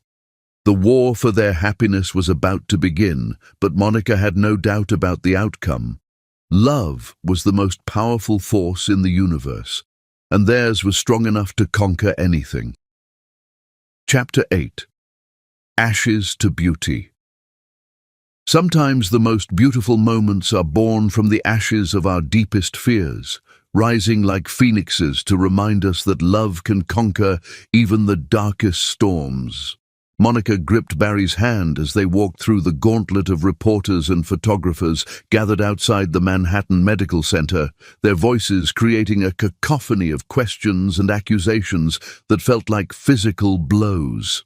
The exclusive interview they'd given to Diane Sawyer had aired 3 nights before, and the response had been explosive, some calling them brave for telling their truth, others condemning them as publicity seekers trying to manipulate public opinion. "Mrs. Whitehead, is it true you signed a contract to have Barry's baby for money? Mr. Whitehead, how do you respond to allegations that you're being manipulated? Monica, are you worried about raising a child in the spotlight?" Barry's arm tightened around her protectively, his body shielding her from the worst of the crowd as their security team cleared a path to the entrance. At 32 weeks pregnant, Monica moved more slowly than she would have liked, her body heavy with their daughter and the weight of public scrutiny. "Just keep walking," Barry murmured in her ear, his voice steady despite the chaos around them. "Dr. Anderson is waiting, and after this appointment we're going home to our daughter's nursery, where none of this matters." Monica nodded, focusing on the warmth of his hand in hers and the steady rhythm of his breathing. The nursery. They had spent weeks creating the perfect space for their baby girl, painting walls in soft lavender and filling the room with stuffed animals and picture books, and all the love 2 people could possibly contain. "Mr. Whitehead," the voice cut through the crowd like a blade, and Monica felt Barry's entire body tense beside her. She looked up to see Hunter Brooks emerging from a black town car, his silver hair gleaming in the afternoon sun, his smile sharp as a predator's. "Hunter," Barry said, his voice flat and dangerous. "I wasn't expecting to see you here." "Oh, I wouldn't miss this for the world," Hunter replied, his pale blue eyes glittering with malice. "After all, it's not every day I get to watch a king fall from grace so spectacularly." Monica felt something cold and ugly twist in her stomach. This man, this stranger who had never met her, never spoken to her, was trying to destroy her family for reasons she couldn't even comprehend. "You're wasting your time, Brooks," Barry said quietly, but there was steel in his voice that made several reporters take a step back. The interview aired. People know the truth now. "Do they?" Hunter's laugh was like ice cracking, because from what I saw, it looked like a very polished performance. A beautiful woman playing the victim, a powerful man claiming to be reformed by love. Very romantic, very touching. But the public isn't stupid, Barry. They know a con when they see one. "You're wrong," Monica said suddenly, her voice cutting through the noise of the crowd like a bell. Every camera turned toward her, every microphone swiveled in her direction, but she only had eyes for the man who was trying to destroy everything she held dear. "Am I?" Hunter's smile widened. "Tell me, my dear, how does it feel to know that everyone in this city is wondering if you trapped one of its most eligible bachelors with a pregnancy? How does it feel to know that your daughter will grow up with people questioning whether her parents actually love each other?" The words hit Monica like physical blows, each one designed to wound, to make her crumble under the weight of public scrutiny. But instead of backing down, she stepped forward, her hand protectively covering her belly. "You want to know how it feels?" she asked, her voice strong and clear despite the tears threatening to spill over. "It feels like watching someone so empty, so bitter, so incapable of love that he can't believe it exists in others. You look at what Barry and I have and you can't understand it because you've never felt it yourself." Hunter's smile faltered slightly, but he pressed on. "How touching. But love doesn't explain why you signed a contract for $5 million, does it?" "No," Monica said, lifting her chin with the kind of dignity that made Barry's heart swell with pride. "What explains that is desperation. My mother was dying and I would have done anything to save her. But what you can't understand, what you'll never understand, is that sometimes the most desperate choices lead to the most beautiful discoveries." She turned to look at Barry, and the love shining in her eyes was so pure, so genuine, that several of the reporters actually lowered their cameras. "I signed that contract thinking I was selling 9 months of my life to a stranger," Monica continued, her voice growing stronger with each word. "What I discovered was that I was finding my home, my heart, my future. Barry didn't have to love me. The contract didn't require it. He didn't have to propose marriage. That wasn't part of our agreement. He chose to, because what we found together was real." "Pretty words," Hunter said, but his voice lacked its earlier conviction. "But how do we know? Because I'm choosing to give up everything that once mattered to me for them." Barry's voice cut through Hunter's words like a sword through silk. He stepped forward, his presence commanding the attention of every person in the crowd.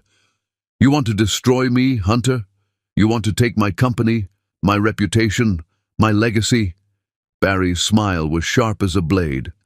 "Then congratulations. You win. I'm announcing my resignation from the board of Whitehead Industries, effective immediately." The crowd erupted in shocked murmurs and shouted questions, but Barry held up a hand for silence. "I'm stepping down because I've learned something in the past few months that you'll never understand," he continued, his eyes finding Monica's. "I've learned that there are things more valuable than money, more precious than power, more important than winning. I've learned that love isn't a weakness. It's the greatest strength a man can possess."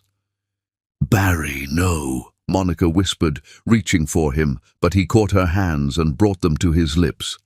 "I choose them," Barry said, his voice carrying across the stunned crowd. I choose my wife, my daughter, my family over everything else, because a company can be rebuilt, money can be earned again, but love like this is once in a lifetime. Hunter's face had gone white with shock. You're giving up everything. For her. I'm not giving up anything, Barry replied, his arm sliding around Monica's waist. I'm gaining everything that matters. Before Hunter could respond, Monica gasped, her hand flying to her belly as pain lanced through her body. Barry, she whispered, fear coloring her voice. Something's wrong. The crowd seemed to sense that something had shifted, the aggressive energy of the media scrum transforming into something more urgent, more human.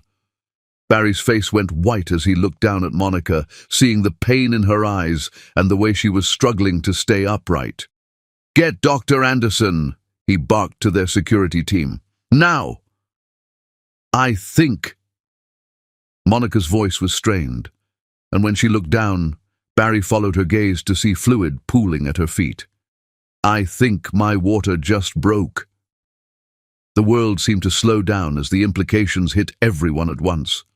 Monica was in labor 2 months early, in the middle of a media circus outside a hospital. Barry's protective instincts kicked in with the force of a hurricane. Clear a path, he roared, scooping Monica into his arms despite her protests. Everyone out of the way, now! The crowd parted like the Red Sea as Barry carried his wife toward the hospital entrance, his face a mask of determination and terror. Behind them, the reporters followed like a pack of wolves, but Barry didn't care about anything except getting Monica to safety.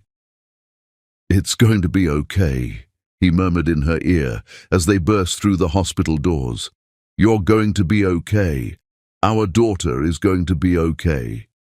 Promise me, Monica gasped, another contraction hitting her with enough force to make her cry out. Promise me she'll be safe. I promise, Barry said fiercely, his voice breaking with emotion. I promise you both. Hours later, after the chaos and the fear and the desperate prayers to any god who might be listening, Barry sat beside Monica's hospital bed, their daughter sleeping peacefully in his arms. She was small, so impossibly small, but perfect in every way that mattered. Her tiny fingers were wrapped around his thumb, and her dark hair was already showing signs of Monica's curl. She's beautiful, Monica whispered, her voice hoarse from labor but glowing with joy. She's absolutely perfect. Just like her mother, Barry said, leaning down to kiss Monica's forehead. I'm so proud of you. You were incredible out there, standing up to Hunter, defending our family. Monica smiled weakly. We defended our family, together. Together, Barry agreed, looking down at his daughter with wonder. Speaking of which, I think someone wants to meet her Uncle Cole. Monica followed his gaze to see a man standing in the doorway. Tall, dark-haired, with Barry's grey eyes and a face that was both familiar and strange. Cole Whitehead, Barry's younger brother, the man who had been estranged from his family for 5 years. I saw the news, Cole said quietly, stepping into the room with careful movements. I saw what you did out there, what you said about family being more important than business, and I thought, maybe it was time I came home. Barry's eyes filled with tears as he looked at his brother, then down at his daughter, then back at Monica. Welcome home, he said simply. As the 3 adults looked down at the sleeping baby, Monica felt a peace settle over her that had nothing to do with the painkillers and everything to do with the love surrounding them. Outside, the media storm was still raging. Hunter Brooks was probably planning his next move. The future was uncertain in a dozen different ways, but none of that mattered. What mattered was this moment, this family, this love that had been born from ashes and grown into something beautiful beyond imagination. What should we call her? Monica asked softly. Barry looked down at his daughter, at the miracle he never thought he'd be blessed enough to hold. Hope, he said simply. Her name is Hope. And as their daughter opened her eyes for the first time, looking up at her parents with Barry's storm-gray gaze, Monica knew that name was perfect. Because hope was exactly what this little girl represented.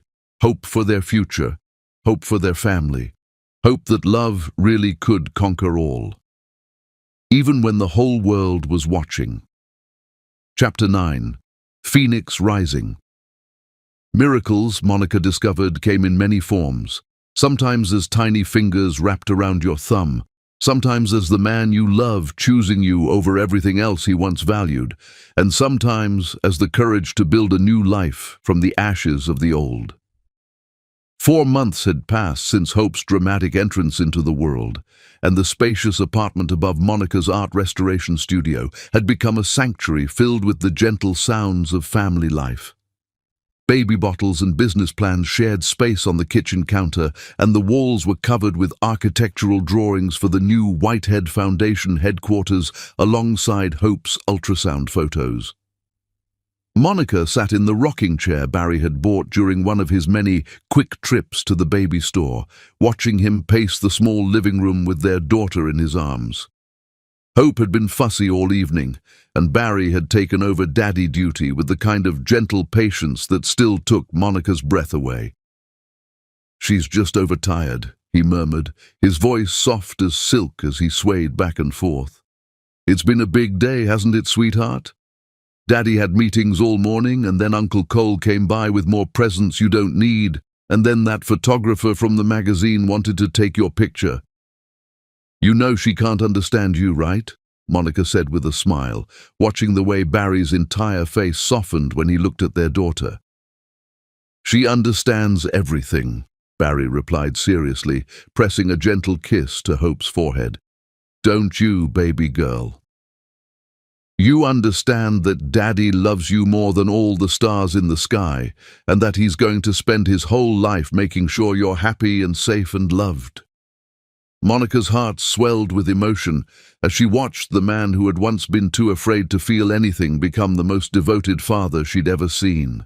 Barry had thrown himself into parenthood with the same intensity he'd once reserved for business deals, reading every book on child development, baby-proofing their apartment with military precision, and talking to Hope as if she were the most fascinating person in the world. "Any word from the foundation board?"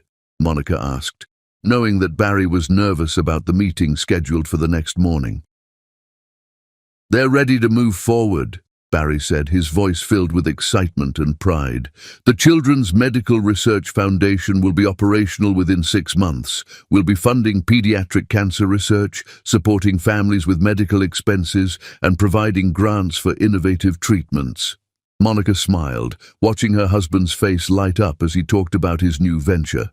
After resigning from Whitehead Industries, Barry had used his personal fortune to start a foundation dedicated to helping families facing the same medical crises that had once driven her to desperation. It was meaningful work that fed his soul in a way that corporate mergers never had. "And the gallery space?" Monica asked, referring to the art restoration workshop Barry was helping her open. "Construction starts next month," Barry said, shifting Hope to his shoulder with practiced ease. "By spring, you'll have the most beautiful art restoration workshop in the city, complete with state-of-the-art equipment and enough space for those classes you want to teach." Monica felt tears prick at her eyes.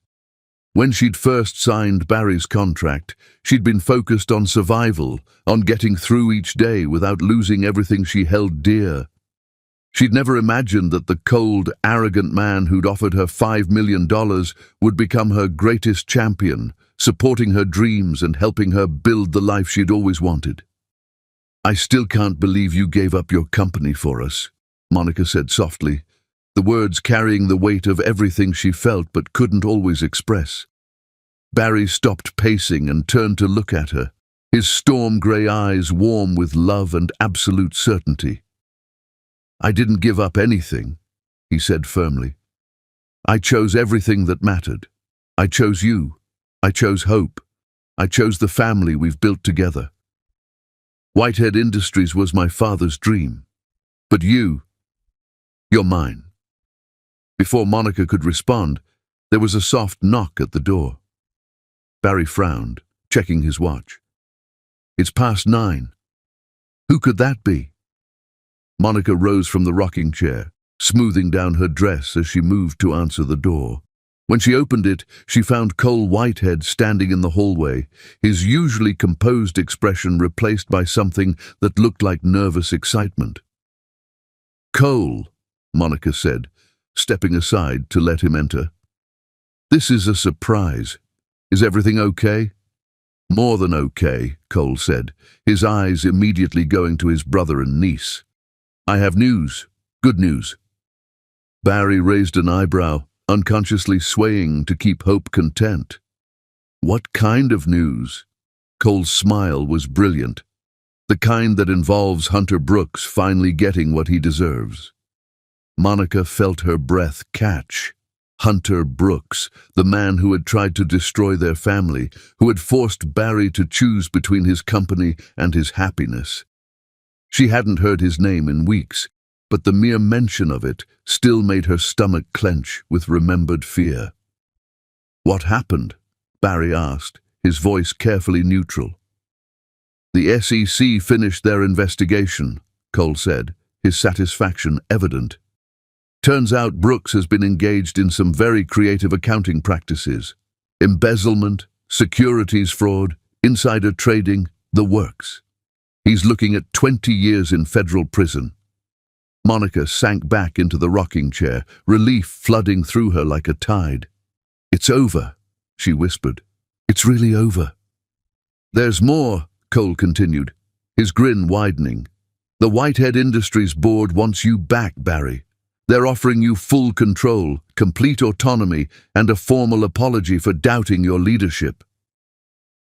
Barry was quiet for a long moment, his attention focused on Hope, who had finally fallen asleep in his arms. When he looked up, his expression was thoughtful but not surprised. "That's flattering," he said finally, "but I'm not interested." Cole's smile faltered. "What do you mean you're not interested? This is everything you worked for, everything Dad built. You could have it all back." "I already have it all," Barry said simply, looking at Monica with eyes that held the universe. "I have a wife who loves me, a daughter who's the light of my life, and work that actually matters. Why would I want to go back to a world where success is measured by how much you can take from others instead of how much you can give?" Monica felt her heart swell with love and pride. This was the man she'd married, not the cold billionaire who'd offered her a contract, but the warm, compassionate father who'd found his true calling in helping others. "Besides," Barry continued, moving to sit on the arm of Monica's chair, "someone needs to keep an eye on the foundation. We're planning to expand internationally within the next 5 years, and I have a feeling that's going to keep me plenty busy." Cole shook his head in amazement. "You're really not going back?" "No," Barry said without hesitation. "I'm not going back because I'm not the same man who built that company. I'm better now. I'm whole.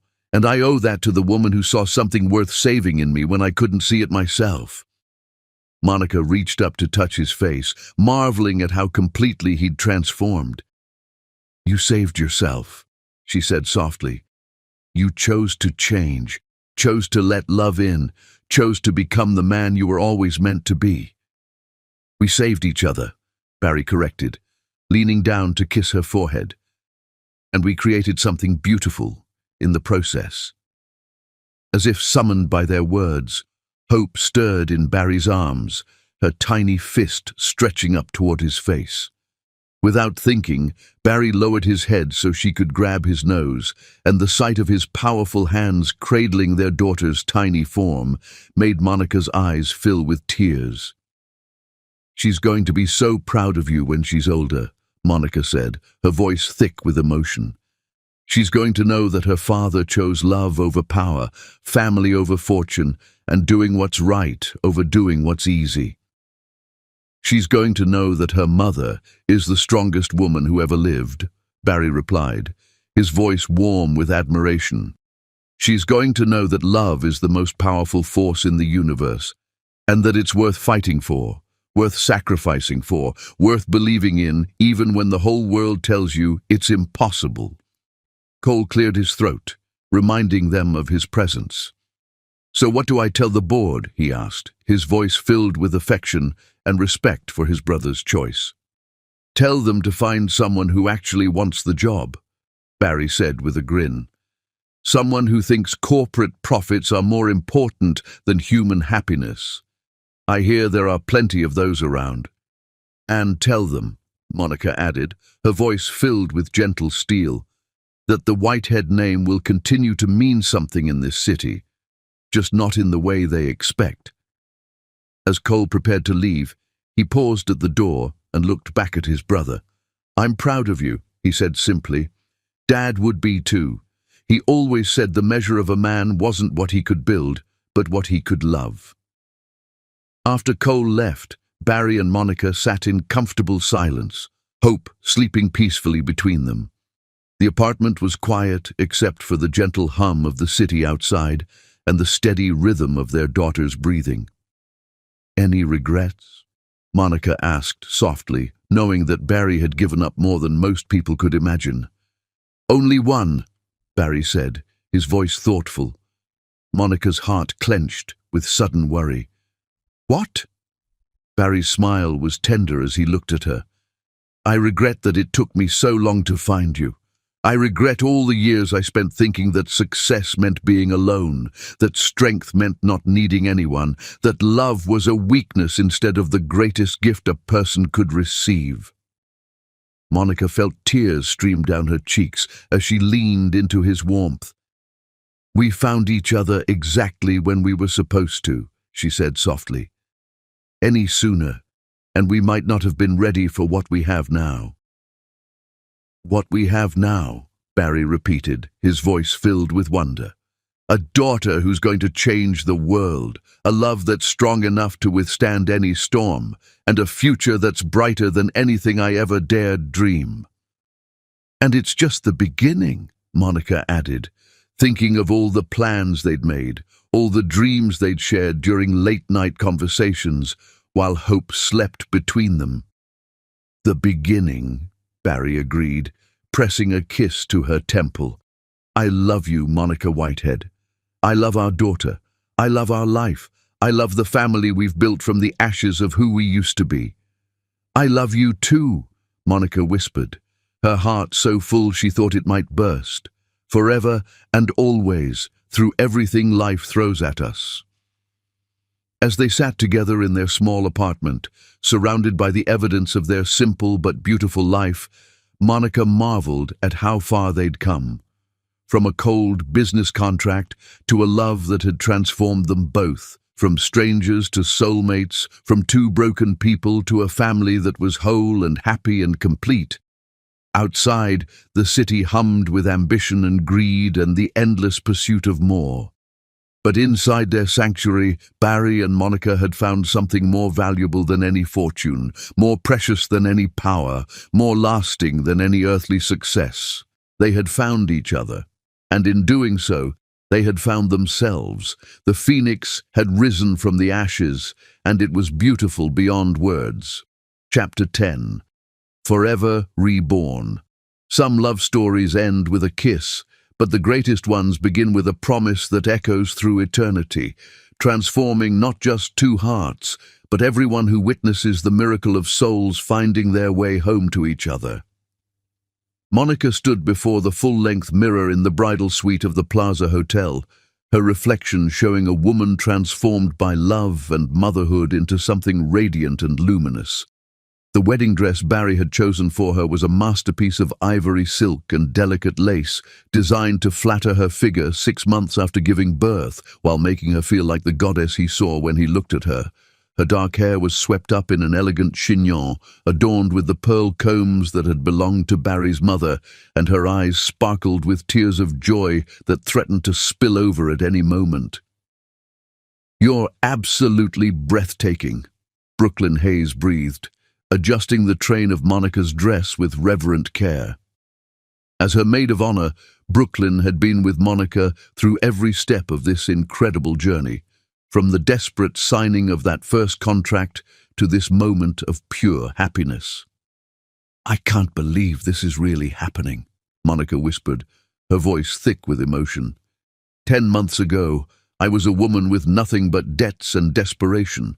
Now I'm about to marry the love of my life, the father of my daughter, the man who saved my soul. "You saved each other," Brooklyn corrected gently, the same words Barry had spoken so many times. "And you created something beautiful in the process." A soft knock at the door interrupted their moment, and Cole Whitehead entered with baby Hope in his arms. At 7 months old, their daughter was the perfect blend of both parents. Barry's penetrating grey eyes and Monica's gentle spirit wrapped in a tiny package that had stolen every heart she'd encountered.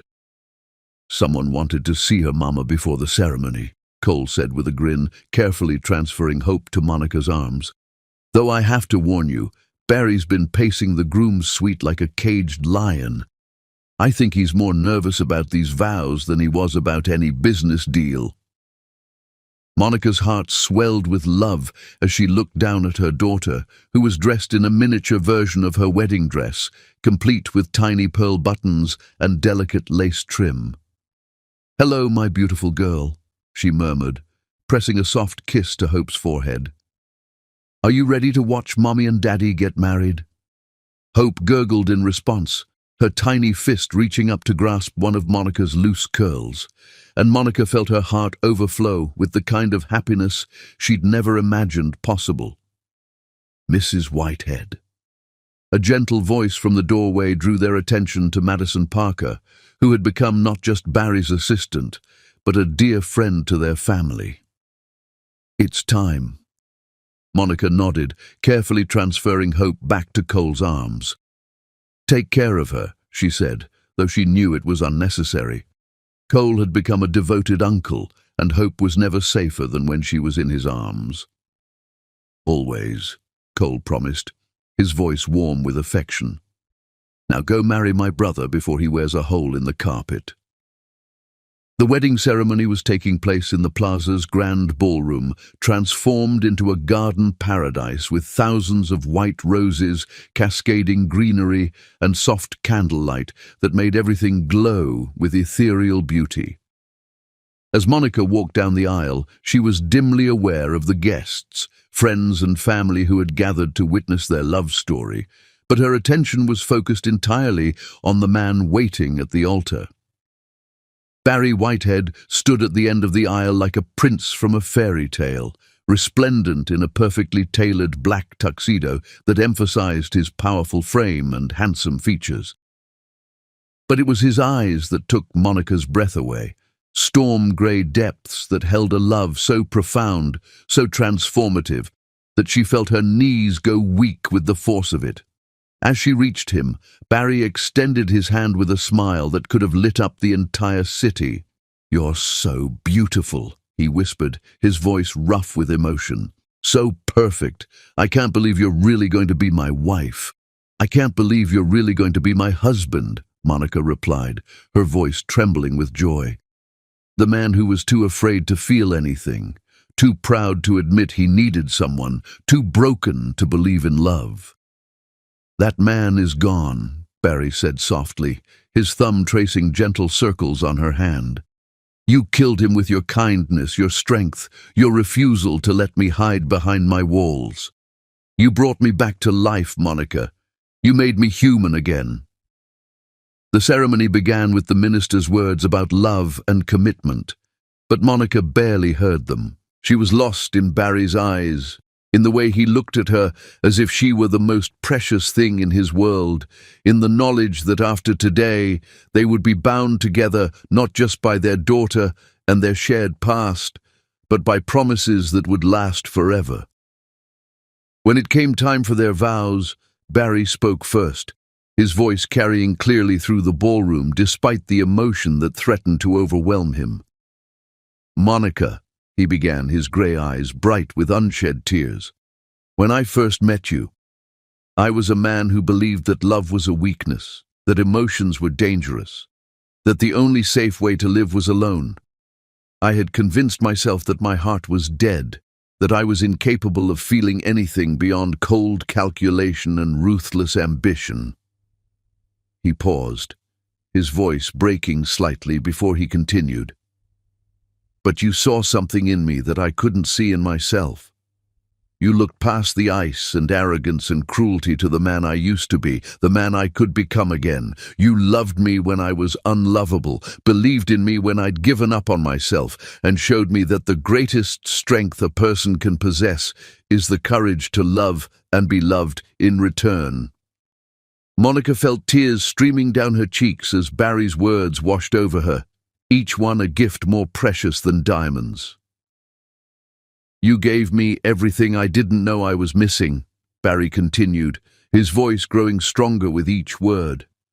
A home that's filled with laughter instead of silence, a future that's bright with possibility instead of empty with loneliness, a daughter who will grow up knowing that love is the most powerful force in the universe because she sees it every day in her parents' eyes. He took a shaky breath, his hand tightening on hers. I promise to love you with every breath in my body, to protect you and our daughter with my life, to choose you every single day for the rest of our lives. I promise to be the man you see when you look at me, to deserve the love you've given me, to spend every moment proving that your faith in me wasn't misplaced. Barry's voice dropped to a whisper that somehow carried to every corner of the ballroom. You brought me back from the dead, Monica. You took a monster and made him human, took a broken man and made him whole. I was lost in darkness until you became my light, and I will spend forever grateful that you chose to love me. By the time he finished, there wasn't a dry eye in the ballroom. Monica struggled to find her voice, overwhelmed by the depth of emotion in Barry's words, by the transformation she could see in his face, by the love that radiated from him like warmth from the sun. Barry, she began, her voice trembling with tears and joy. When I signed that contract 6 months ago, I thought I was selling my freedom to save my mother's life. I thought I was making a deal with a man who saw me as nothing more than a vessel for his heir, a transaction to be completed and forgotten. She smiled through her tears, remembering that first meeting in his cold office. The way he'd looked at her like she was a problem to be solved rather than a person to be loved. But what I found was so much more than I ever dared hope for. I found a man who was drowning in his own pain, who had built walls around his heart to protect himself from being hurt again. I found someone who needed love as desperately as I needed hope, someone who was just as broken and scared as I was. Monica's voice grew stronger as she spoke, filled with the certainty that had carried her through every challenge they'd faced. You say I brought you back to life, but the truth is, you saved me too. You showed me what it means to be truly cherished, to be seen and valued for who I am rather than what I can provide. You gave me a daughter who will grow up knowing that her parents' love story is proof that fairy tales can come true, that even the most impossible circumstances can lead to the most beautiful endings. She paused, looking out at their guests. Cole holding Hope, who was watching the ceremony with wide grey eyes, Brooklyn crying happy tears, Grace Williams, her mentor, beaming with pride, and dozens of other people whose lives had been touched by their love story. I promise to love you through every season of our lives, through the storms and the sunshine, through the challenges and the triumphs, through the mundane moments and the extraordinary ones. I promise to be your partner in building the life we've dreamed of, to support your dreams as you've supported mine, to raise our daughter with the same love and devotion you've shown me. Monica's voice dropped to a tender whisper. You were never a monster, Barry. You were just a man who had forgotten how to love and be loved. But I saw your heart from the very beginning. In the way you cared for me when I was sick, in the way you protected me from those who would hurt me, in the way you chose our family over everything else that once seemed important. She reached up to touch his face, her thumb brushing away a tear that had escaped his careful control. I love you exactly as you are, and I love who you're becoming.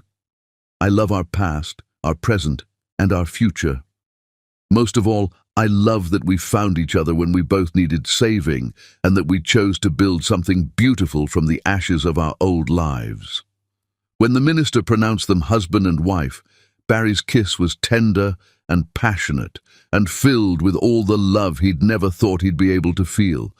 It was a kiss that spoke of new beginnings and eternal promises, of hearts that had been broken and healed, of souls that had found their perfect match.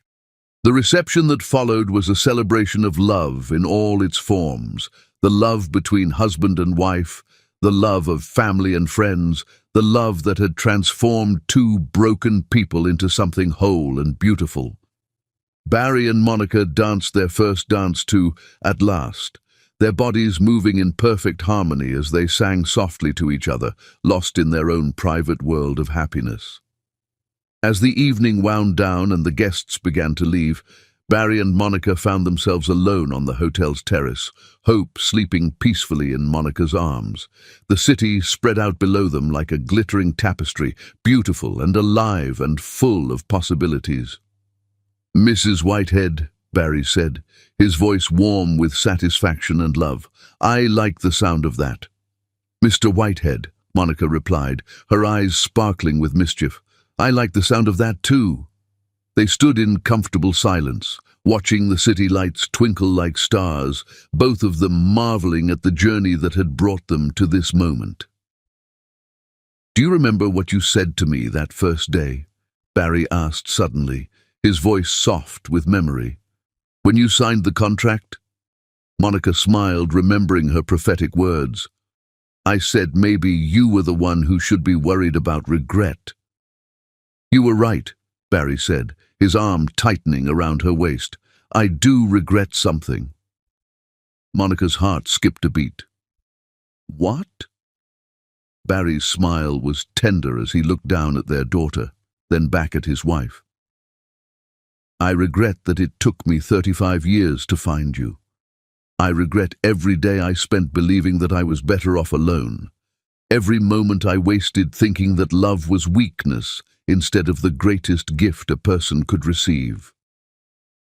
"We found each other exactly when we were supposed to," Monica said, echoing the words she'd spoken so many times before. "Any sooner, and we might not have been ready for what we have now."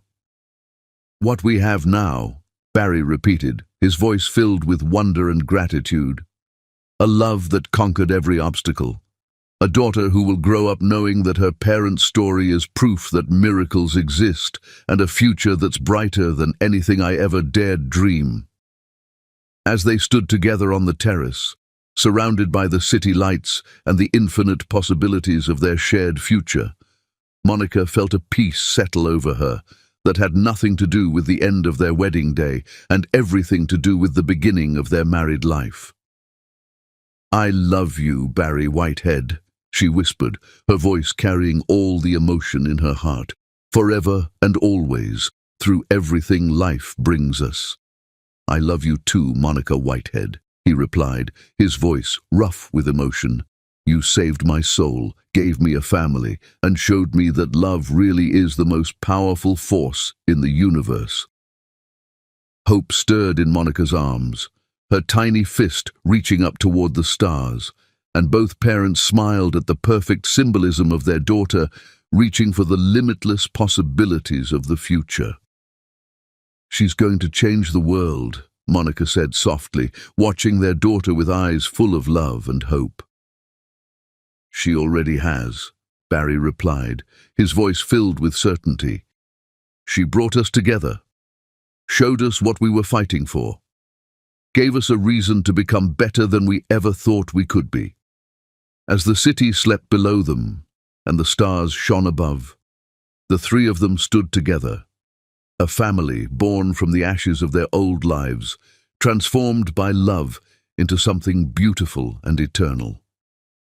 Their story had begun with a contract written in desperation and signed in tears, but it had become something far more precious than any legal document could contain. It had become a love story for the ages, proof that even the coldest hearts could be warmed, even the most broken souls could be healed, even the most impossible circumstances could lead to the most beautiful endings. And as they finally turned to go inside, ready to begin their new life as a married couple, Monica knew that their greatest adventures were still ahead of them. They would face challenges and celebrate triumphs, weather storms and dance in sunshine, grow old together and watch their daughter create her own beautiful story. And as they finally turned to go inside, ready to begin their new life as a married couple, Monica knew that their greatest adventures were still ahead of them. They would face challenges and celebrate triumphs, weather storms and dance in sunshine, grow old together and watch their daughter create her own beautiful story. But through it all, they would have each other. And that, Monica reflected as Barry's hand found hers in the darkness, was more than enough. It was everything. Their hearts had been reborn, their love had conquered all, and their story would live forever, a testament to the power of love to transform even the most impossible circumstances into something beautiful beyond words. The end was really just the beginning. And what a beautiful beginning it was.